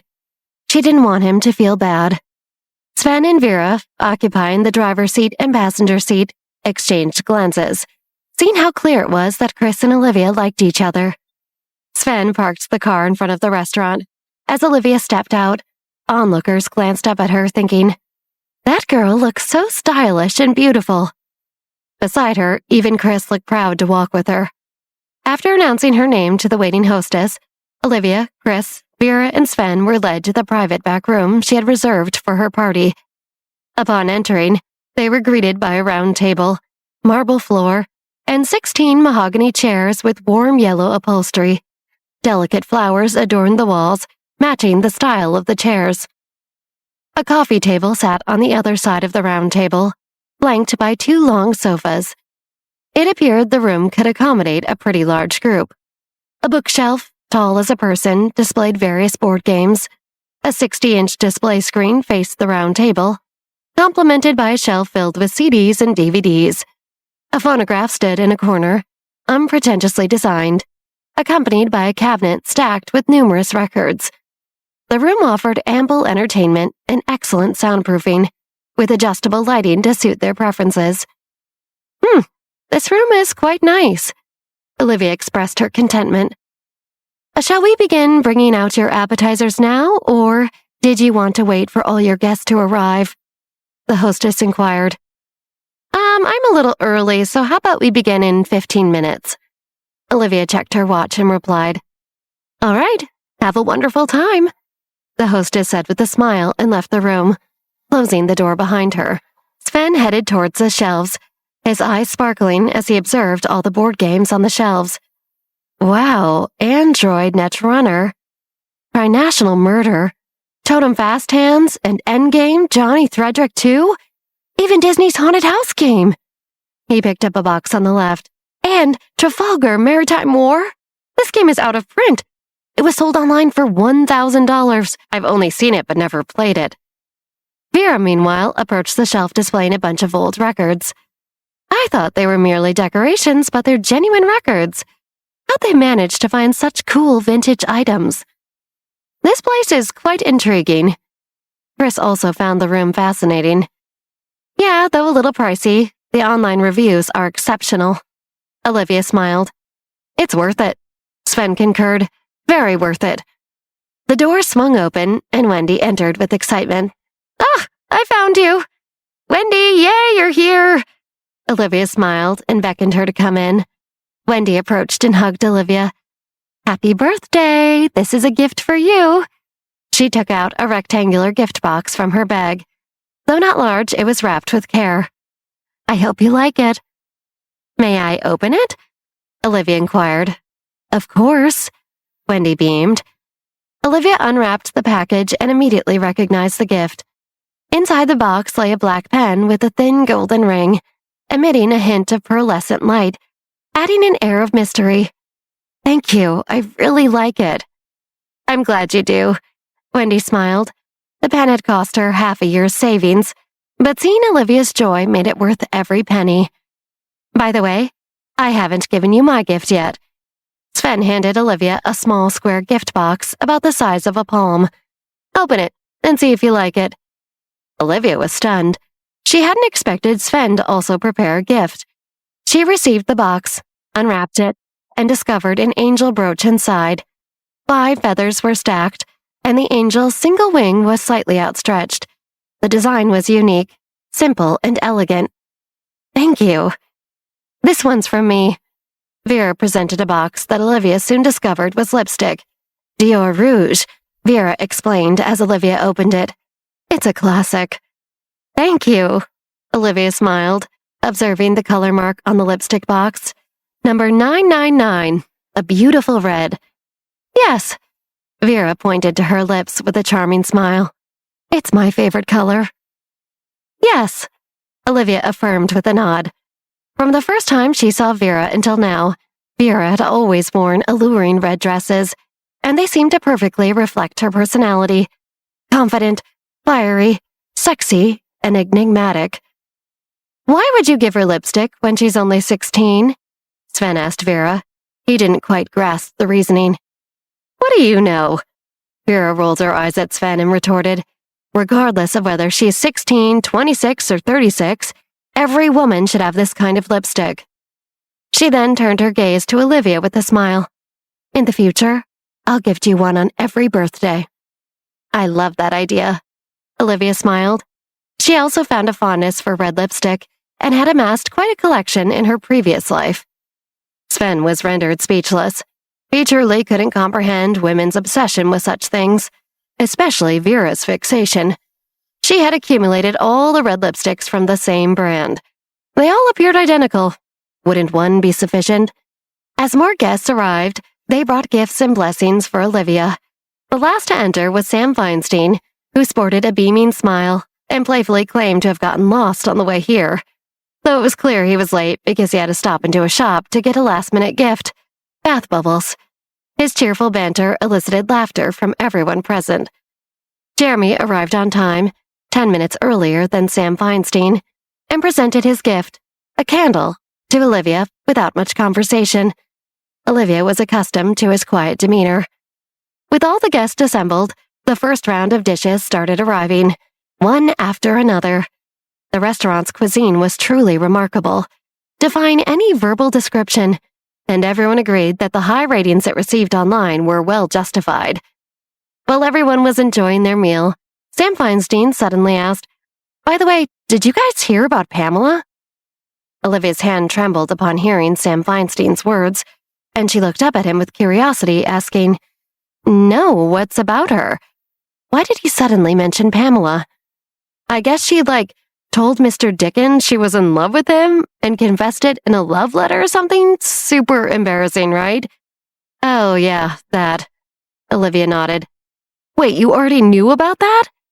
Sam Feinstein blinked in surprise. "Of course," Wendy chimed in, smiling. "We witnessed it ourselves." "Ah, I see," Sam Feinstein coyly remarked. "Well, Pamela's quite bold. I mean, who goes up to a teacher and admits to having a crush on them? That is so wrong." With a soft ding, the spoon slipped from Vera's hand, capturing everyone's attention. She forced a smile. My hand slipped. The mention of Adam. It sounded distant and unfamiliar, yet somehow it struck a chord in her heart, neither painful nor overwhelming, but it left her feeling restless for quite some time. "Right." The group shifted their gaze away from Vera, and Millie turned to Olivia, asking, "Liv, why didn't you invite our teacher Adam? He was practically a member of their friend group." "He had something to attend to and couldn't make it. He promised to treat me to a meal later this month," Olivia replied with a smile. "When the time comes, everyone can join us." They all laughed. Adam was always good to them, and they had a great rapport with him. The gathering continued with food, laughter, and pleasant conversation. They ate their fill, played classic records on the record player, and enjoyed some board games together. The afternoon passed joyfully. Even though Michael, Victoria, and Desiree couldn't join due to their prior commitments, nonetheless, Olivia felt content and at ease. "This is my final moment of tranquility before next week," she thought. Once classes began, she knew that many challenges awaited her. The competition to be the elite student loomed large in her mind. Just the thought of encountering the scoundrel Mark DeLillo again ignited Olivia's fighting spirit. In her previous life, she suffered at his hands, used and abandoned. The pain he caused was unforgettable. But this time, she wanted to show him how she would rise again and get even. She finally mustered the strength to defeat him. Revenge, she thought.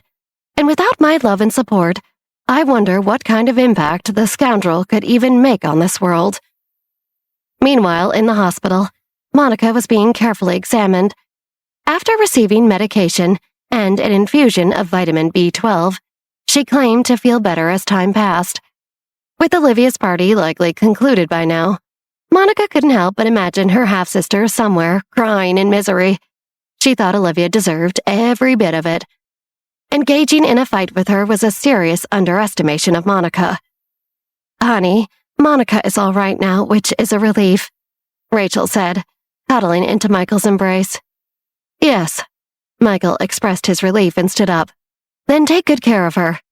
"But Daddy, where are you going?" Monica questioned, watching Michael get ready to leave.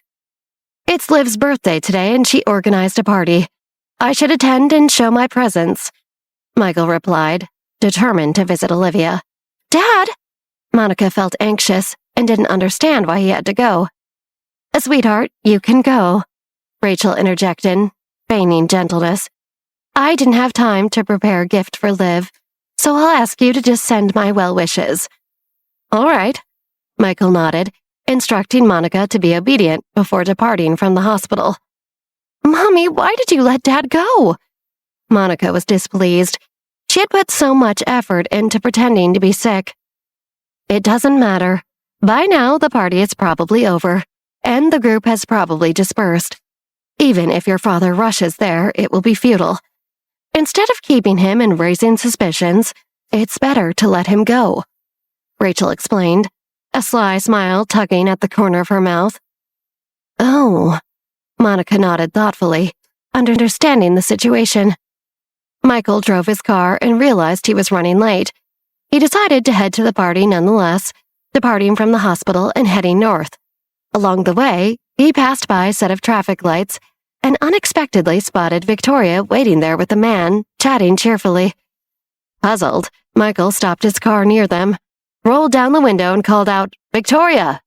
Get in the car!" Surprised, Victoria looked at Michael. "Why are you here? Weren't you going to celebrate Liv's birthday with her?"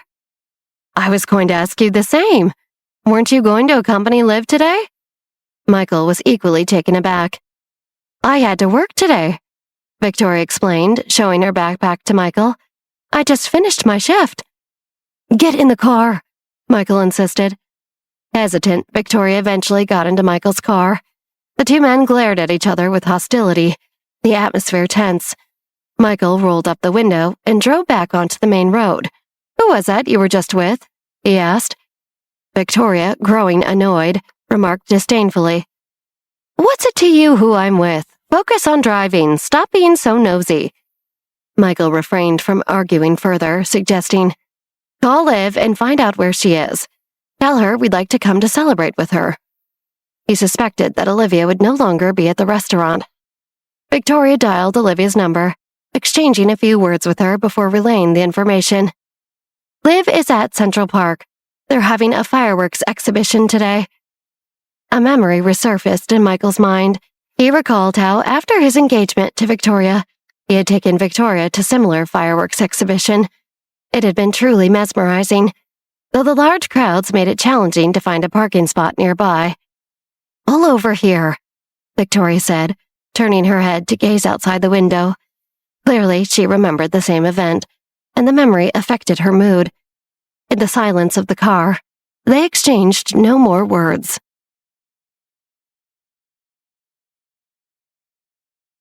After departing from the restaurant, Olivia and her friends decided to keep celebrating and explore another location. Sam Feinstein mentioned noticing posters in the park about a fireworks show tonight. Everyone agreed to his suggestion to head to Central Park. As they reached the park's entrance, a sea of people greeted them. The majority were couples or families. Soon after entering, they got separated from one another due to the pushing crowd. "Wendy? Millie?" Olivia called out, but there was no response from her two best friends. "Don't shout now, we'll call them later." Chris protected Olivia and suggested moving towards a spot closer to the river. "All right," Olivia agreed, realizing that this was the best option. As they moved, they noticed the crowd intensifying, making it even harder to turn back. Chris held Olivia's hand tighter, both for protection and to ensure they wouldn't get separated in the massive crowd. Finally, they reached the waterfront of the man-made pond. Chris stood in front of Olivia, using his arms as a barrier against the squeezing crowd. Olivia couldn't help but feel regretful about choosing Central Park. She wished she could reunite with Millie and Wendy and the rest of her friends instead of watching fireworks. "It's about to start," Chris observed as he looked ahead. "Oh, is that so?" Olivia replied, preoccupied with her thoughts. As the first firework shot into the sky, it left behind a trail of light gray smoke. When it exploded into a golden chrysanthemum, the crowd erupted with exclamations. The fireworks show commenced, filling the night sky with splendid and gorgeous displays. The combination of various colors and combustion methods created an awe-inspiring and captivating spectacle, accompanied by passionate music. Amidst the breathtaking display, Olivia couldn't help but appreciate the beauty before her. She felt fortunate to witness such an enchanting scene. "Olivia," Chris whispered in her ear. Startled, Olivia turned to him, asking, "What's wrong?" Her eyes were still fixed on the night sky. "Happy birthday," Chris murmured softly. "Thank you," Olivia responded. She found it odd that he said this again, after already doing so at the restaurant. Chris then surprised her by kissing her cheek. "This is a gift for your birthday." Olivia's mind went blank. Memories of Chris's birthday in December mixed with the current scene unfolding before her, leaving her stunned and frozen in place. She liked it, but it scared her. In her last life, she hadn't ended up with Chris. She had been with Mark DeLillo. She hadn't even been engaged to Chris, so this was all so new to her. Still, She couldn't deny how her heart raced right now. Maybe watching the fireworks in the park was a wrong decision, she thought, feeling nervous about her growing feelings for Chris and not knowing what to do with them. Nearby, Jeremy observed Olivia and Chris with an intense gaze, feeling an unsettling discomfort that drove him almost to the brink of madness. Despite his despondence, he finally understood the depths of his emotions. Witnessing the tender interactions between Olivia and Chris, Jeremy's heart told him he couldn't let go. He refused to see Olivia belong to anyone else. He couldn't bear the thought of her being another man's lover. Determined, he resolved not to hesitate any longer.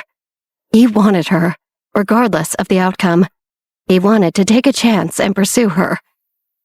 Meanwhile, Wendy found herself in a lost state, standing less than 3 meters behind Jeremy. She had become separated from the group and tried shouting for help, but nobody seemed to hear her.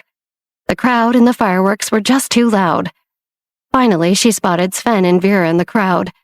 Wendy was overjoyed and was about to open her mouth to shout. But when she saw Sven turn around and kiss Vera, Wendy immediately covered her mouth. What was going on? Closing her eyes, she turned away, so she didn't feel like she was eavesdropping. At that very moment, a strong force slammed into her, and Wendy almost fell down. A hand firmly grabbed her waist, and Wendy barely managed to stabilize her body. She turned around and hurriedly thanked the person who grabbed her to keep her from falling. She was met with a smiling face. That was close.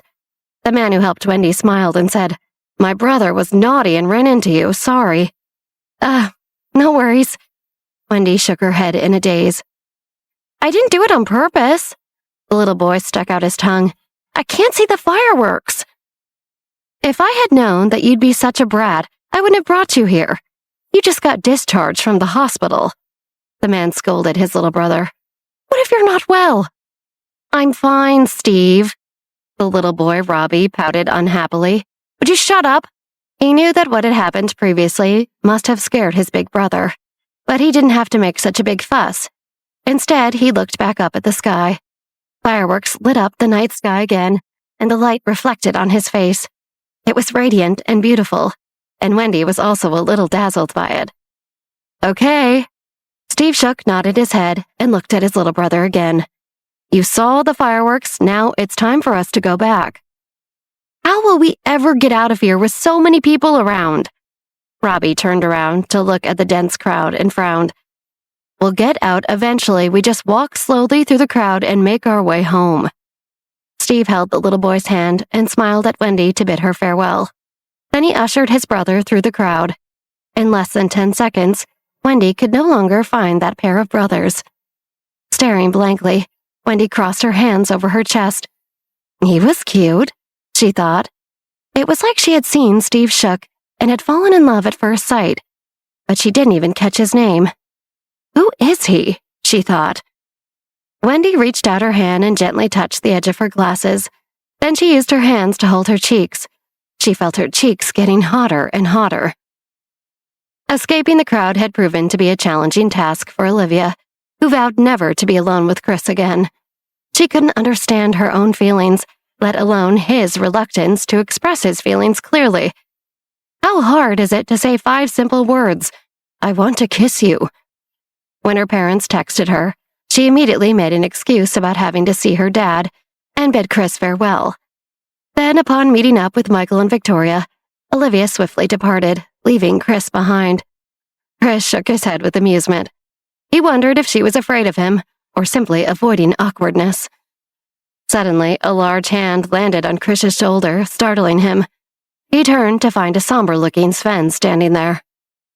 "Chris," Sven sighed, clearly disheartened. "I think your cousin and I have broken up." Chris replied with an indifferent, "Oh." He wasn't even aware they were dating, but it made sense. Vera often dated men who worked for her family. She found doing so to be thrilling, and she liked to scandalize the wealthy society members around her by dating below her status. "The atmosphere was perfect today," Sven continued, growing more dejected. "But just as I was about to kiss Vera, she rejected me." Another "oh" came from Chris, as cold as before. This was also Vera's style, hooking up with someone, and then quickly losing interest, leaving them to wonder what had gone wrong. She must still be hung up on Adam after all these years, Sven lamented. Hadn't he done enough to win her over? Oh, Chris uttered once more, clearly not paying attention to Sven's plight. Hey, Chris, I'm sitting here broken-hearted. You should at least offer some comfort. Isn't that human nature? Sven raised an eyebrow, perplexed by Chris's apparent apathy. Chris responded, First of all, this has happened so many times that I can't muster any emotions anymore.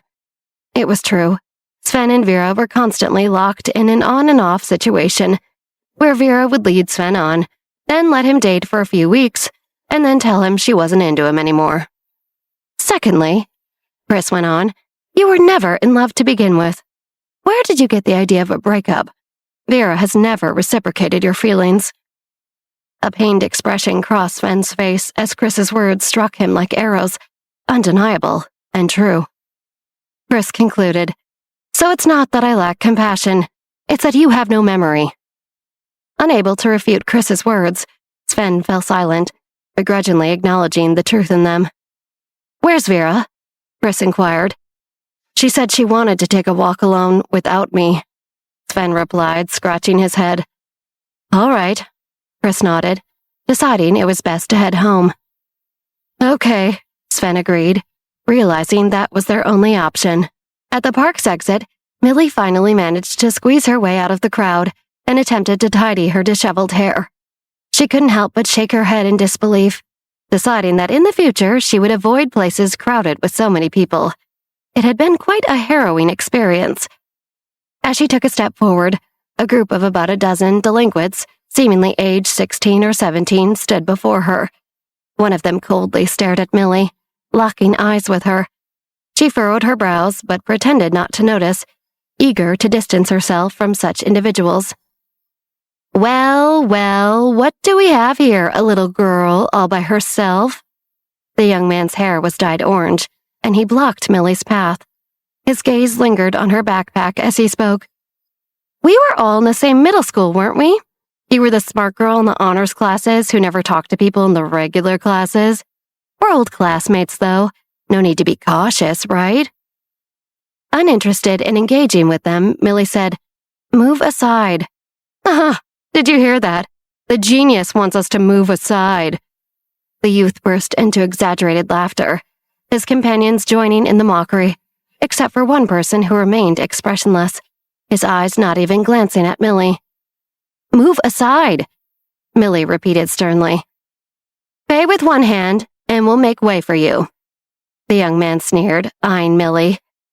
People like you aren't short on money. You don't even need much money. Do you have $1,000 on you? If not, $500 or $600 will do. Millie's gaze remained fixed on the one guy who was ignoring her in the group. Why are you staring at Jimmy? The young man followed her gaze. Jimmy, this genius seems to have taken a fancy to you. Genius? Jimmy finally turned his head, his eyes cold and disdainful. Yeah, right.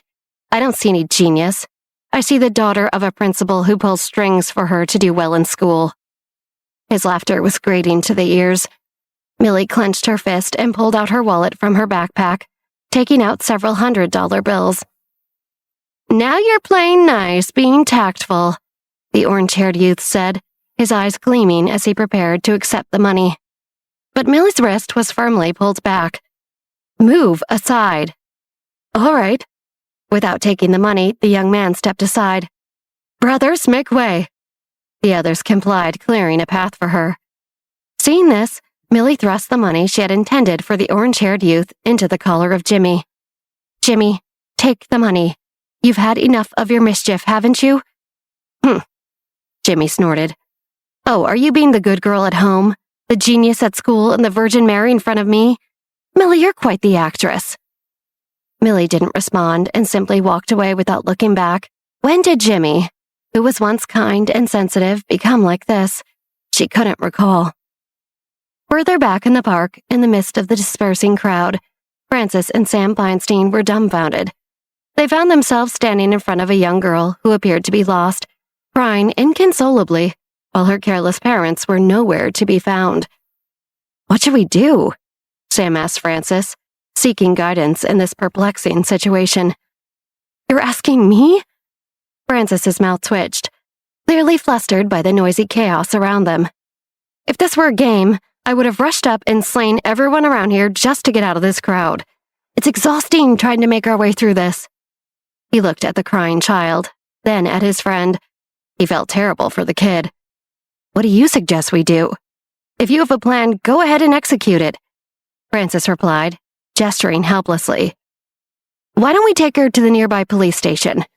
Sam proposed, trying to come up with a practical solution. Sam Feinstein couldn't bear to see the child in distress. I'm not sure what to do. Frances waved his hand, unable to bring himself to approach the crying child. If you handed me a mouse or a game controller and presented me with a dialogue box and options, I would know exactly what to say.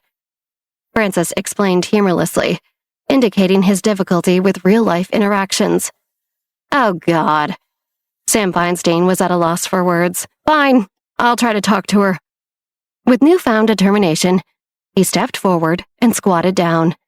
In a soothing voice, he whispered, Hey, little girl, don't cry.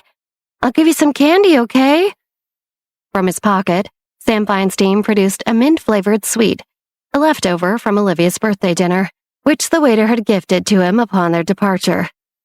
Okay, the little girl nodded while still sniffling. Good girl. Relieved that she had stopped crying, Sam Feinstein handed her the candy and asked gently, Can you show me where your parents are? I don't know.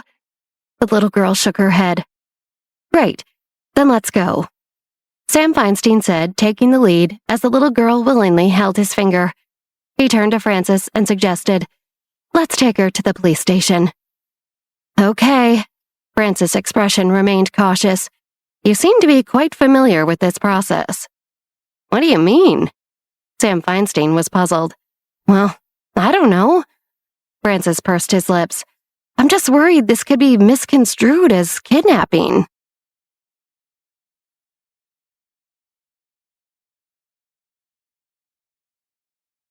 Michael and Victoria couldn't attend Olivia's party due to prior commitments, but they made sure to have some dessert birthday cake together later. Reflecting on the day, Olivia felt content spending time with friends earlier, and now with her parents at night. It was a truly happy occasion. Liv, how was the fireworks show? Victoria refilled Olivia's glass with water and inquired with enthusiasm. Olivia, in the process of cutting into her cake, was focused on the sweets in front of her. She chuckled nervously before responding. It was quite beautiful. Did you enjoy yourself today? Michael asked. Yep, I had a really good time. Olivia nodded, savoring the succulent cake. Happy birthday. Michael placed a birthday present he had prepared in front of Olivia. Thank you, Father. Olivia put down her knife and fork and swallowed the delicious morsel in her mouth. As soon as she opened her gift, she beamed and exclaimed, Wow, this bag! She instantly recognized the Hermes one-shoulder bag. A coveted item she had contemplated buying, but had hesitated due to the steep price. She remembered seeing it priced at $26,000 during her previous shopping trip. In her past life, she eventually bought the bag in a different color for nearly $70,000. I'm glad you like it. Michael smiled and nodded. Unsure of what gift to get her, he consulted Ansel Parr, who knew of Olivia's penchant for luxury goods. He personally selected the style and color of the bag and breathed a sigh of relief when he saw her delighted reaction. And Liv, this is a gift from me, Victoria said. She presented Olivia with the thick bag filled with rolled-up banknotes, forming a square brick-like shape. What is it? Olivia was curious as she opened the bag to find a substantial stack of cash inside. She wondered why Victoria had given her this money. Mom, what's this for? Olivia couldn't comprehend the reason behind the gesture. Why did you give her money for her birthday? Michael looked at Victoria, wondering why she didn't buy a gift to express her feelings. Victoria rolled her eyes at Michael before turning her attention to Olivia. Well, I heard from Wendy that you guys are planning to start a business and develop games, right? Yes, that's correct. Olivia nodded. She regretted not reminding Wendy to keep the plans confidential from Victoria and Desiree. I wanted to give you this to help with your startup costs. You can take it and use it, Victoria explained. Starting a business isn't easy. Whether you succeed or not, don't take it to heart. You must bravely charge ahead. Olivia smiled appreciatively, but she couldn't accept the money. Mom, I really appreciate your support, but you should take this money back. I have enough funds for the business. I know, but this is me showing my support for you, Victoria insisted with a smile.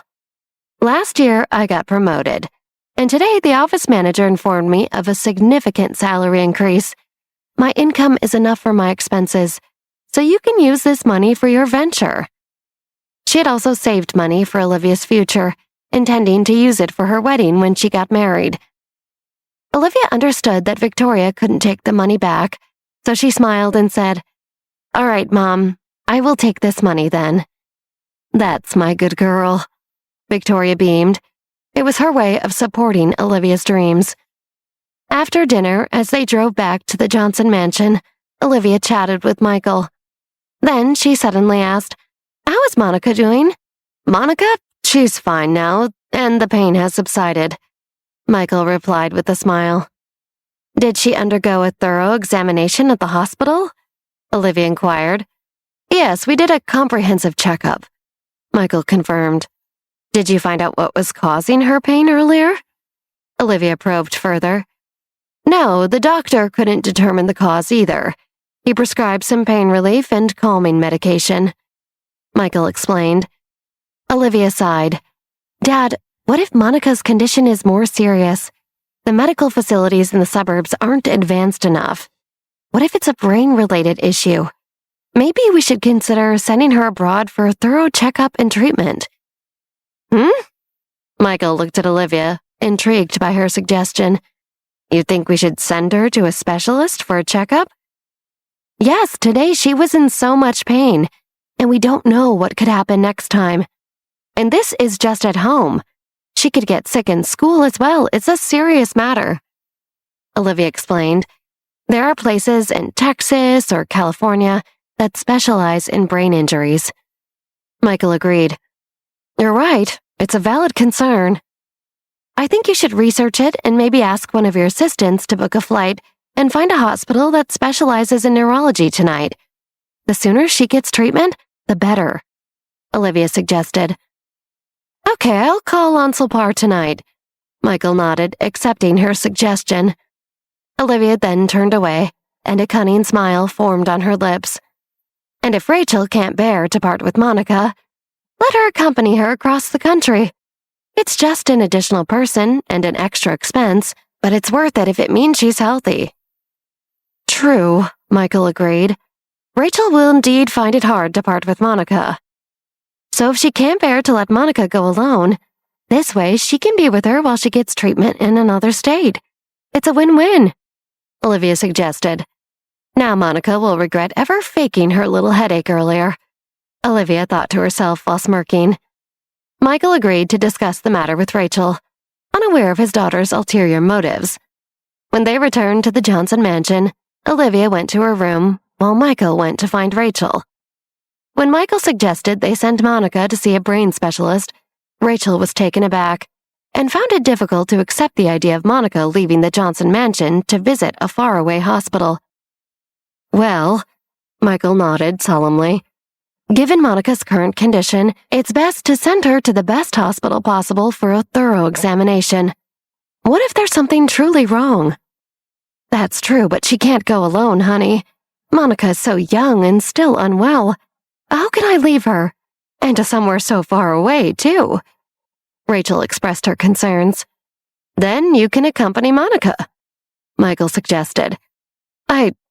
Rachel hesitated. Leaving the Johnson mansion at such a critical time was not ideal. She looked up at Michael. Honey, is this Liv's idea? Yes, Michael confirmed. Liv is genuinely concerned about her sister. Rachel clenched her fist, realizing what Olivia was doing. I also think Liv's suggestion is quite sensible, Michael added, emphasizing the importance of Monica's health. You must take good care of her. I know, Rachel replied, her eyes deep with emotion. Then she said, Okay, fine. Let's send her to a specialist across the country. Rachel had to do this, because what if something was wrong with Monica? Will you accompany her?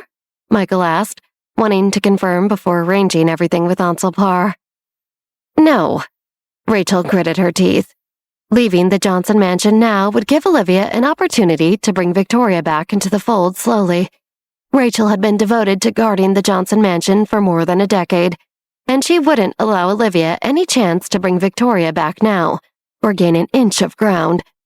Rachel was the mistress of the Johnson mansion, and she couldn't give Olivia the upper hand. I will have Ansel Parr to book the tickets, Michael said before leaving. In a fit of rage, Rachel swept everything off the table. Her eyes were red with anger. The next morning, Monica was sent away.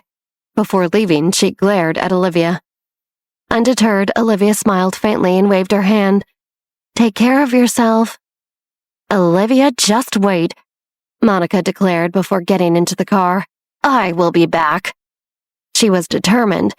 How dare Olivia plot against her? This time, it was a minor setback for her. But she would make a strong comeback. Goodbye. Waving at the departing car, Olivia then turned to Rachel in the living room, smiling. Rachel, I thought you might join her. Rachel sneered, her gaze coldly fixed on Olivia. Do you really think I'd fulfill your wish?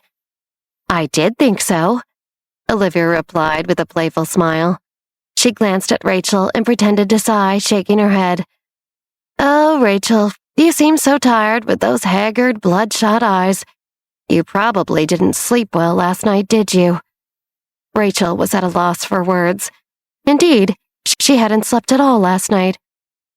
I had a restless night too, Olivia said, yawning theatrically. Anyway, you can continue sitting here. I'm going upstairs to catch up on some sleep. She then gracefully ascended the stairs. After Olivia departed, Rachel gradually regained her composure. Without her daughter, or powerful allies like Bruno by her side, she could only strive to maintain the facade of a virtuous wife and mother in front of Michael. And whenever Michael needed her, she would flash the most brilliant smile in response and say, Whatever you need, I'm here, dear. She had to make sure he never wanted to get rid of her. A few evenings later, as Michael returned home from work, Carl Leadham, the patriarch of the Leadham family, arrived at the Johnson mansion with his daughter, Amy Leadham, bearing gifts and seeking to apologize.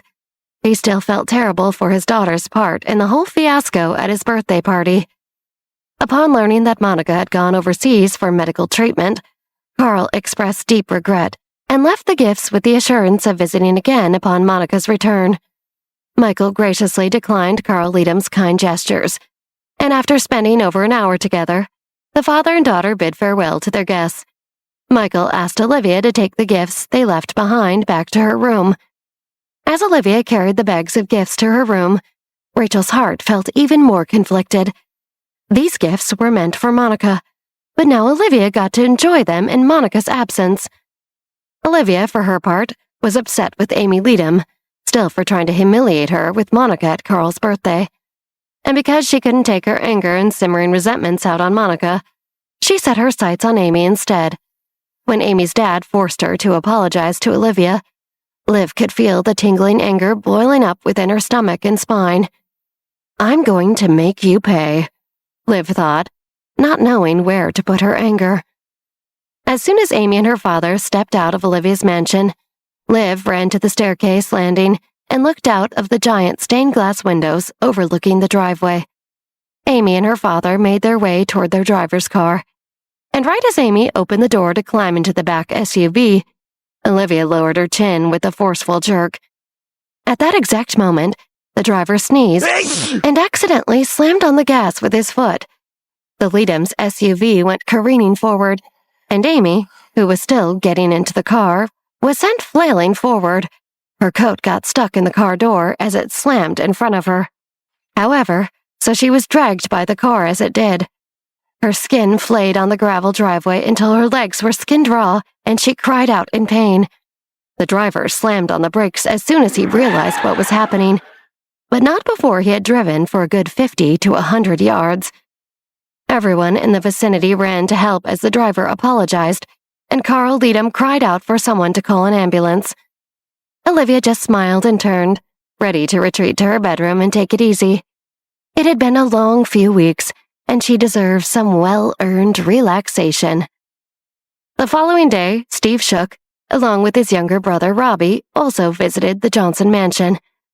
Olivia listened with a smile as Steve expressed his gratitude for her help saving Robbie. He looked at his brother. "He's just 7 years old and very mischievous," Steve said with a smile. "That's the nature of children," Michael chuckled.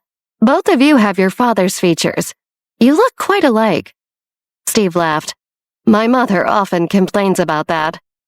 Michael chuckled again, reminiscing about the past. "Are they all doing well?" "They are," Steve affirmed. "Our family business is expanding. This time we are setting up a branch in the city for training." Michael glanced at Steve. "You must be the same age as Liv this year, right?" "Around the same age," Steve confirmed. "I've just turned 17. Olivia chimed in with a smile. "Ah, Liv has grown up a bit," Michael remarked. He then inquired about Steve's studies. "I'm transferring to Marshall High School," Steve replied. "That means you'll be attending the same school as Liv," Michael said. "You can look after each other, make sure no one gets into trouble." "Yes," Steve smiled at Olivia. "I'll rely on you, Liv." "I think you'll be all right," Olivia replied, glancing at Robbie, who seemed to be recovering well. Seeing Olivia look at him, Robbie blushed and felt a bit embarrassed. This girl was the one he had referred to as an old hag at the banquet. "Robbie, you should probably thank your benefactor," Steve urged his younger brother. "Thank you," Robbie said, his ears turning red. Olivia smiled and assured him, "It's nothing. How's your health?" "You seem to have injured his lungs that day," Steve answered for his brother, "and he kept coughing. The doctor prescribed some medicine, and he just needs to take it on time every day." "Gotcha," Olivia replied. After some more casual conversation, Steve and his brother left. Olivia, once again, retreated to her room. "Things are looking up," she thought. "I'm getting back at my enemies, and it seems like everywhere I turn, people are coming to apologize for crossing me and thank me for helping them. I'm beginning to feel like the queen I am."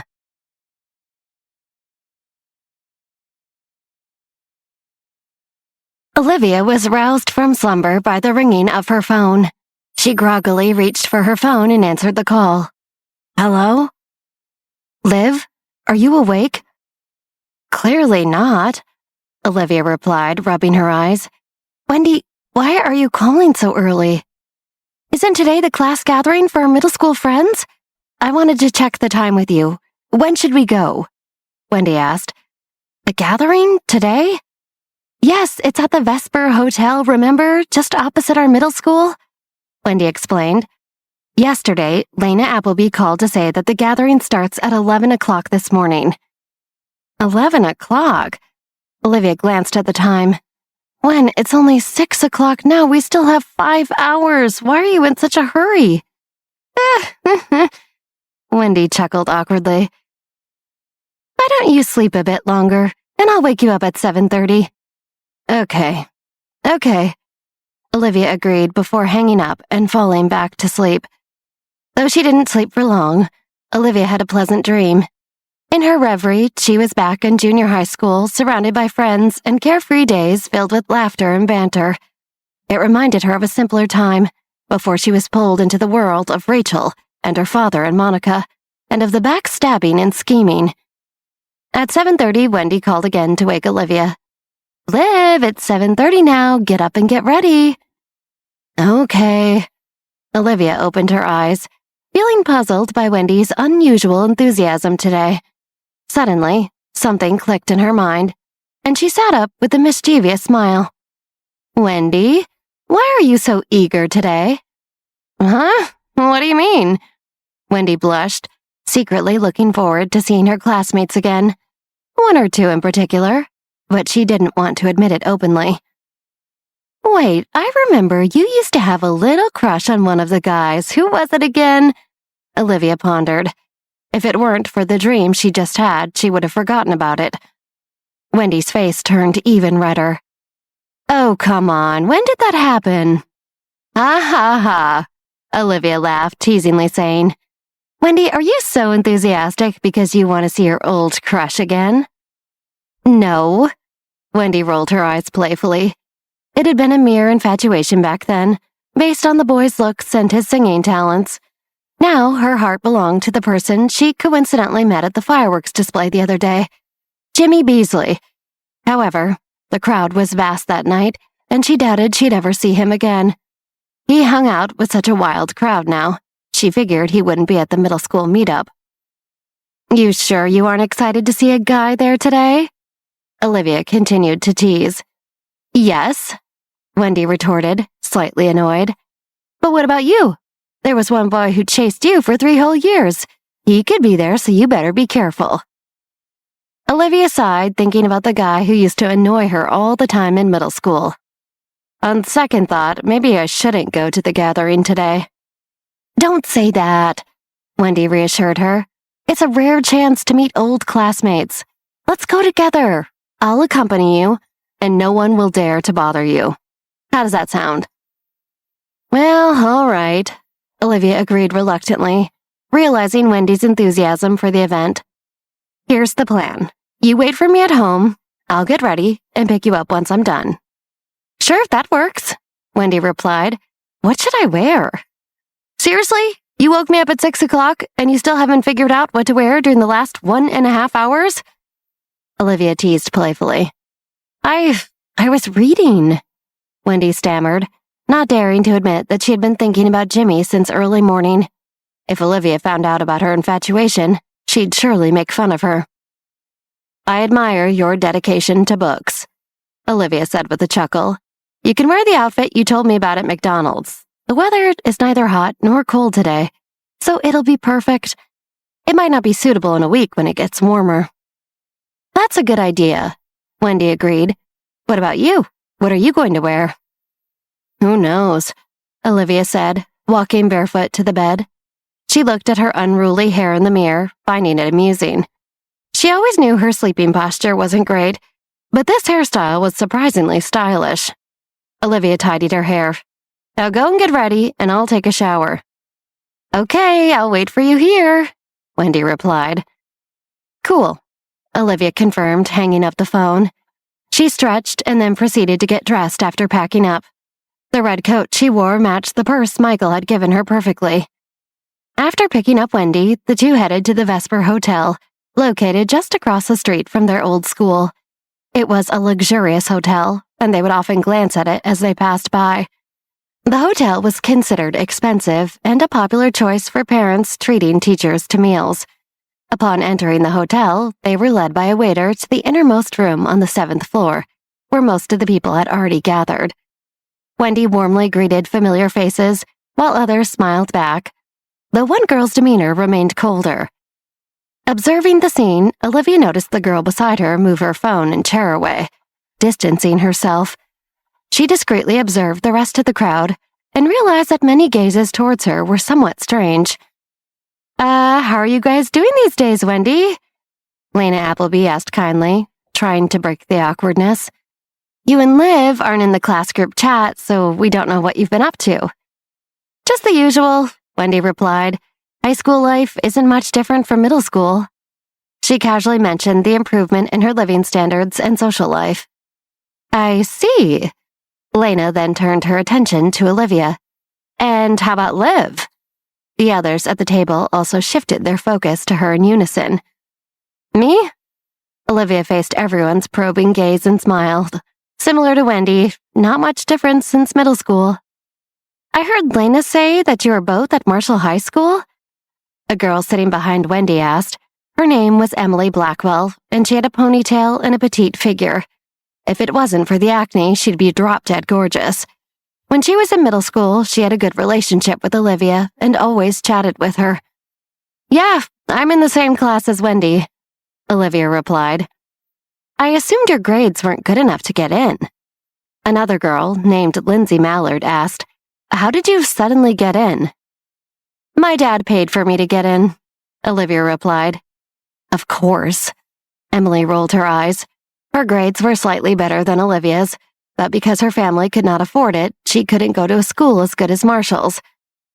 "You guys are really lucky to still be able to attend high school," another girl said. Her name was Ashley Bell. Her long fingernails were painted a sparkly pink, and her face was done up with thick makeup. Her big eyes blinked playfully. "I took my GED and dropped out to do hair, but I only realized that studying was better after I went to work." "Where do you work?" someone asked. "At the Diamond Salon downtown," Ashley said. "Wow, I heard that's a really high-end salon," Lena said in surprise.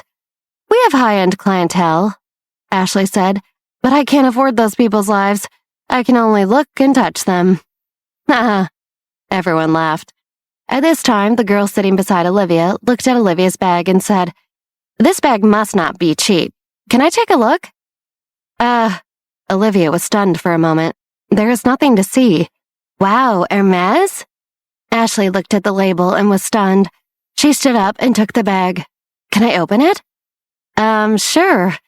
Olivia only had a wallet and nothing else in her bag. "Okay." She opened the bag and checked the signature. "Wow, it's authentic."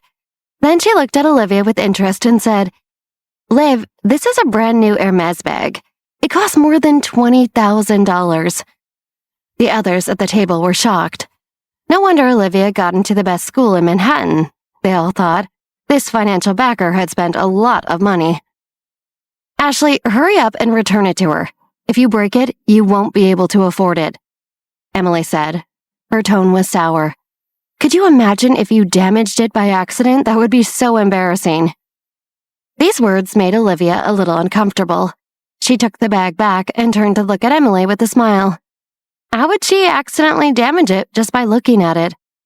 "How would I know? Mistakes happen." Emily shrugged. She faced Olivia's gaze and laughed dryly. "You'll have to excuse Emily. She loves to joke around." A boy suddenly chimed in, trying to ease the awkward tension in the room and smooth things over. The boy who spoke was quite pudgy. His name was Doug Simpson.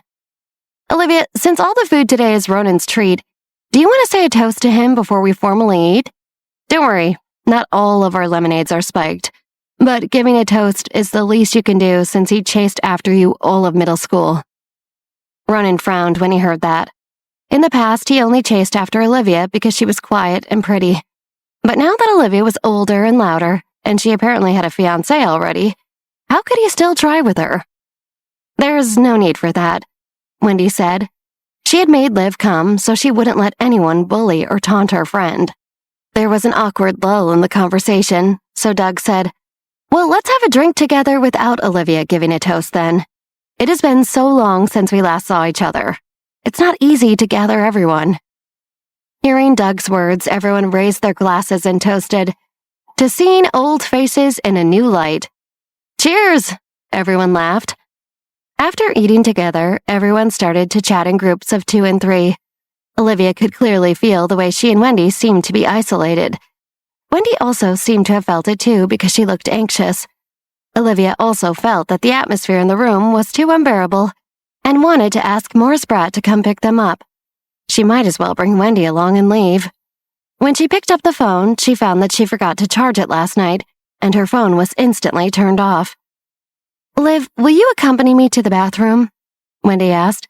She was very disappointed with this gathering. She originally thought that after not seeing her old classmates for so long, it would be good to have a chance to get together. Who knew that it would be such an awkward gathering? "Okay," Olivia replied and stood up. When the two of them walked to the bathroom door together, they heard exaggerated laughter coming from inside. "Did you see Olivia? She looks like a slut now. She's definitely not a virgin anymore. I saw it on the internet. There was a meme going around about how she slept her way into money since she used to be so poor and now she's rich."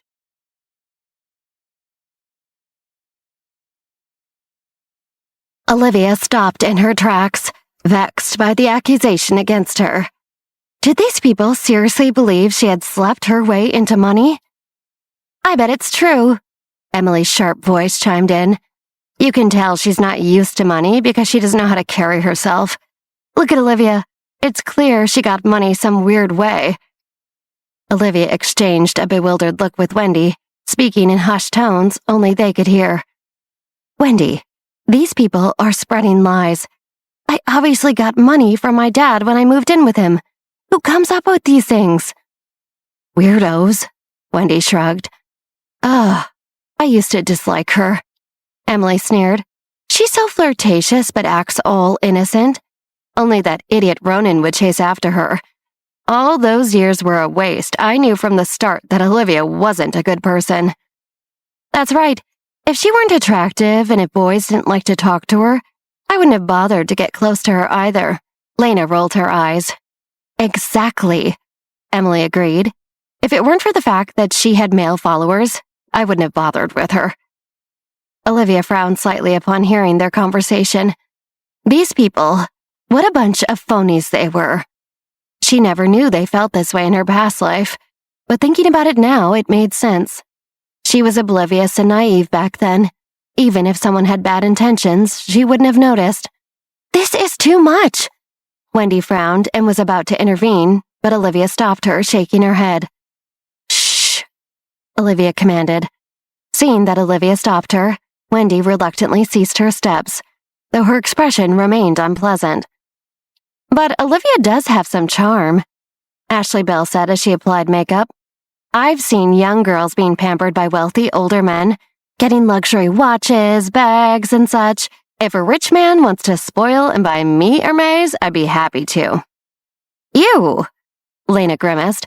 I feel disgusted just thinking about being pursued by an old man. Tisk, don't act like you don't think about it too much. It's just for a few nice gifts. Ashley Bell smirked, and the others laughed along. If the guy gave you a knockoff Chanel, though, it'd be embarrassing, Emily teased. What was that about knockoff Chanels? Olivia entered the bathroom with a confident stride. Everyone acted so peculiarly today, assuming she was a mistress to a rich guy just because she was well-dressed and talked to boys. What were you just saying about me? As Olivia and Wendy entered, the jovial atmosphere quickly faded. They felt guilty for talking behind someone's back, especially when the subject walked in on them, prepared to confront them. Glancing guiltily at Olivia, Lena tried to ease the tension with a smile. It was just a joke. Joke? It was quite malicious. Wendy snorted coldly. Do you have any evidence to back up these slanderous claims against Liv?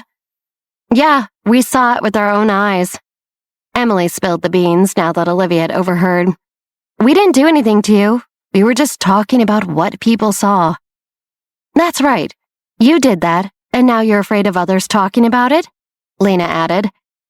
I saw you getting into a car with a man old enough to be your father. So, because I got into a car with a man, I'm suddenly a mistress? Olivia found it amusing. These people had the strangest thought processes. Then how do you have the money for loans, tuition fees, and a Hermes bag? Emily scrutinized Olivia. Your clothes are not cheap either. How can you afford all of this if your family is so poor?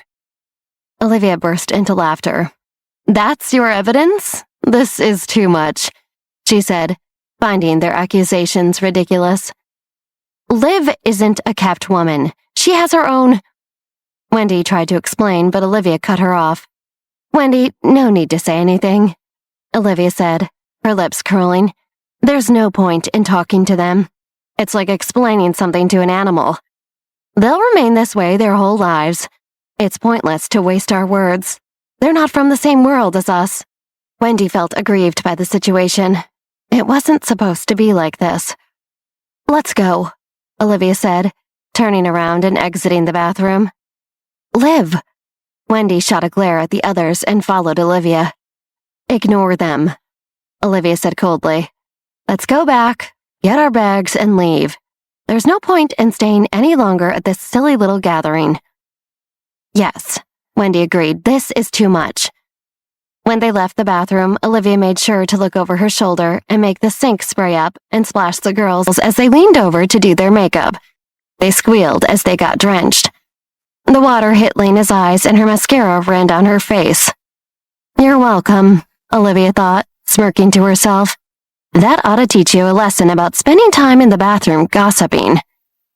Using her power to exact a little revenge put a pep in her step. As she approached the gathering room's door, she and Wendy overheard their other former classmates inside discussing Olivia, echoing the rumors she had just overheard in the bathroom. "So the entire class believes I'm kept as a mistress?" she stewed. The 3 years of friendship they had shared in junior high school seemed worthless, reduced to mere gossip. "No," Olivia paused, remembering the words she overheard in the bathroom. There was hardly any friendship to begin with. Olivia pursed her lips, but didn't feel saddened. She had nearly forgotten about her junior high experiences. If it weren't for Wendy's desire to attend this gathering, she wouldn't have shown up at all. There was no need to dwell on these unimportant people, she decided. As the door swung open, the noisy private room instantly fell silent. Even the once boisterous and arrogant girl who had been speaking earlier didn't utter a word. She stared at Olivia, stunned. The girl's mind raced, feeling as if the door had closed right in front of her. Olivia probably hadn't heard anything, so she spoke up. "Hey, Liv, we were just talking about you. Do you want to have a drink?" This girl was named Sarah Madsen. Olivia smiled faintly as she walked back to her chair, surveying everyone and then resting her gaze on Sarah. "After acting like a little gossip, you can't just pretend nothing happened, can you? We aren't even that familiar with each other." Sarah's face turned pale after Olivia's scolding. She gritted her teeth, unwilling to back down. "I don't think it's gossip when I'm just stating facts." A heavy silence enveloped the room. The awkwardness was palpable. "In the future, don't invite everyone to these class gatherings," Ronan slurred, clearly intoxicated. His face flushed from the alcohol. Olivia listened to Ronan, glancing at him and recalling his past as a shy boy who had pursued her for 3 years. She had always disliked him because she overheard his friends betting on their ability to win her over. Such a person held no significance in her life now. Did he genuinely believe she had any interest in attending this get-together? "In the future, we won't bother coming to such gatherings," Wendy sighed. She had eagerly looked forward to this event for a long time, and now she felt awful. "Liv, let's leave." "All right," Olivia replied, picking up her bag. She wouldn't see these people again in the future. It was best to put an end to this now. She had more important things to focus on anyway. Wait a minute. Perhaps under the influence of alcohol, Ronan felt all the effort he had put into pursuing Olivia over the years wasn't worth it. He wanted to stir up trouble. "Olivia, Wendy, I didn't invite you guys at all. Shouldn't you pay for the food you ate?" Olivia's hand stiffened as she held her bag, looking at Ronan. How could there be someone so tasteless in the world? This was supposed to be a classmate gathering, right? Wendy found Ronan's behavior utterly disgusting. "I thought the invitation said it was catered and paid for already?" "Well, for those who were invited, can't you afford to pay for the meal despite carrying an Hermes bag?" Sarah rolled her eyes. "What's wrong? Is your sugar daddy not paying you enough?" Someone burst into laughter at Sarah's retort. Although they might make fun of Olivia in the group chat, she figured no one would dare say such things to her face. "Liv is not some mistress." Wendy couldn't stand these people any longer. "Right," the people at the table sneered in disdain. Clearly none of them believed her. "Wendy, how do you fall into such a state? Are you one too?" Lena and the others returned from the bathroom, and since they had already spoken their minds, there was no need to hide anything anymore. "Excuse me?" Wendy was exasperated by Lena's attitude. "It was you who invited us in the first place. How come it now seems like we shamelessly came on our own?" "Me? I didn't invite you," Lena denied, refusing to take responsibility. "I was just asking if you guys were coming." "No, you're the one who invited me." Wendy felt herself on the verge of exploding with anger. She regretted not realizing sooner that Lena was so shameless. If Millie were here, she'd scold these people into silence. "Did anyone see me invite you?" Lena shrugged. Someone laughed. Lena was truly cunning. She had even claimed in the group chat that she was the one who had invited Wendy. Yet now no one was willing to speak up and tell the truth, as they were all just hoping to witness a juicy drama. Ugh! Wendy's shoulders trembled with anger. She couldn't believe she had been blind to Lena's deceitful nature in the past. Throughout the ordeal, Olivia remained silent, coldly observing everyone in the circle. She could see through their expressions. It was said that the wealthy class harbored deep resentments and schemed against one another. It seemed that the same was true among these acquaintances in the middle class as well. Olivia couldn't help but recall a line from the movie, Laughing in a Fighting World, spoken by Eric Banfield. "Wherever there are people in this world, there will be games and gossip." Observing Olivia's silence, everyone assumed she had tactfully agreed to their judgment. They condescendingly looked at her, feeling superior despite their appearances not matching her elegance. Though they lacked brand-name clothes or Hermes bags, they prided themselves on being more decent than those associated with money. "Liv, speak up," Wendy urged, seeing her friend's anxious silence. Why wasn't she defending herself? "It's pointless," Olivia sneered as she picked up her backpack, fixing her gaze on Ronan. "Tell us, how much do Wendy and I need to pay? I have the means, so I will." "Oh, well, we're aware you have the means," Ashley Bell sneered, her envy evident. "Actually, I think you have no idea just how powerful and connected I am," Olivia retorted, glancing at Ashley Bell, who was taken aback by her sharp response. Just as Ashley was about to say something else, the door swung open, revealing a middle-aged man in a suit. His eyes lit up upon seeing Olivia. He had been searching for her for quite some time. "It's him!" Emily pointed at the middle-aged man. "See, I told you I saw him." All eyes turned to the man who had entered the room. He exuded an air of intelligence and success, unlike the typical wealthy individuals seen on the streets who were ostentatious and overweight. Lena sneered and looked at Wendy. The financial backer she was relying on had found her, and Lena was eager to witness how Olivia would defend herself. "Miss," Ansel Parr, Michael's secretary and driver, hurriedly approached her with respect. "Why is your phone turned off?" "It ran out of battery," Olivia replied, looking at Ansel Parr. "What's the matter?" "Your father urgently wants to see you. He asked you to come to his office," Ansel Parr said. "It seems to be related to the Jones family." "Oh?" Olivia was taken aback. "Something related to Chris Jones?" "Yes, the driver is waiting downstairs. Please come with me quickly," Ansel Parr urged.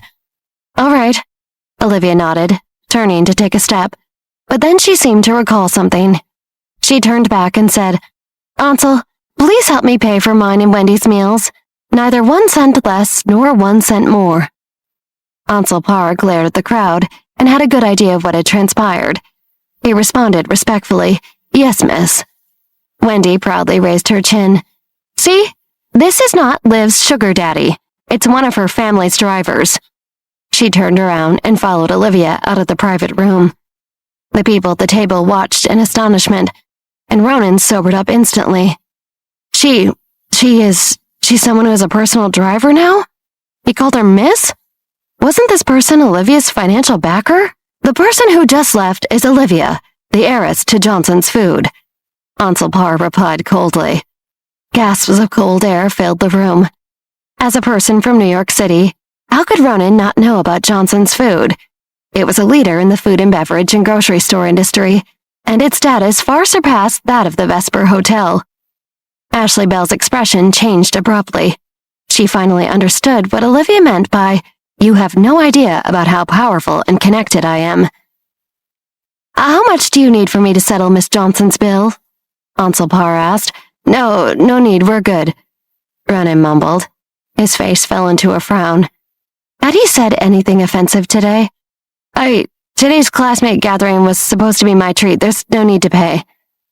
Ansel Parr placed $500 in the seat where Olivia had sat and bid farewell before leaving the room. Oh my God! Some people only now realized the truth. They wanted to quickly clear their names of slander and said with earnest expressions, "I told you Olivia was not that kind of a person."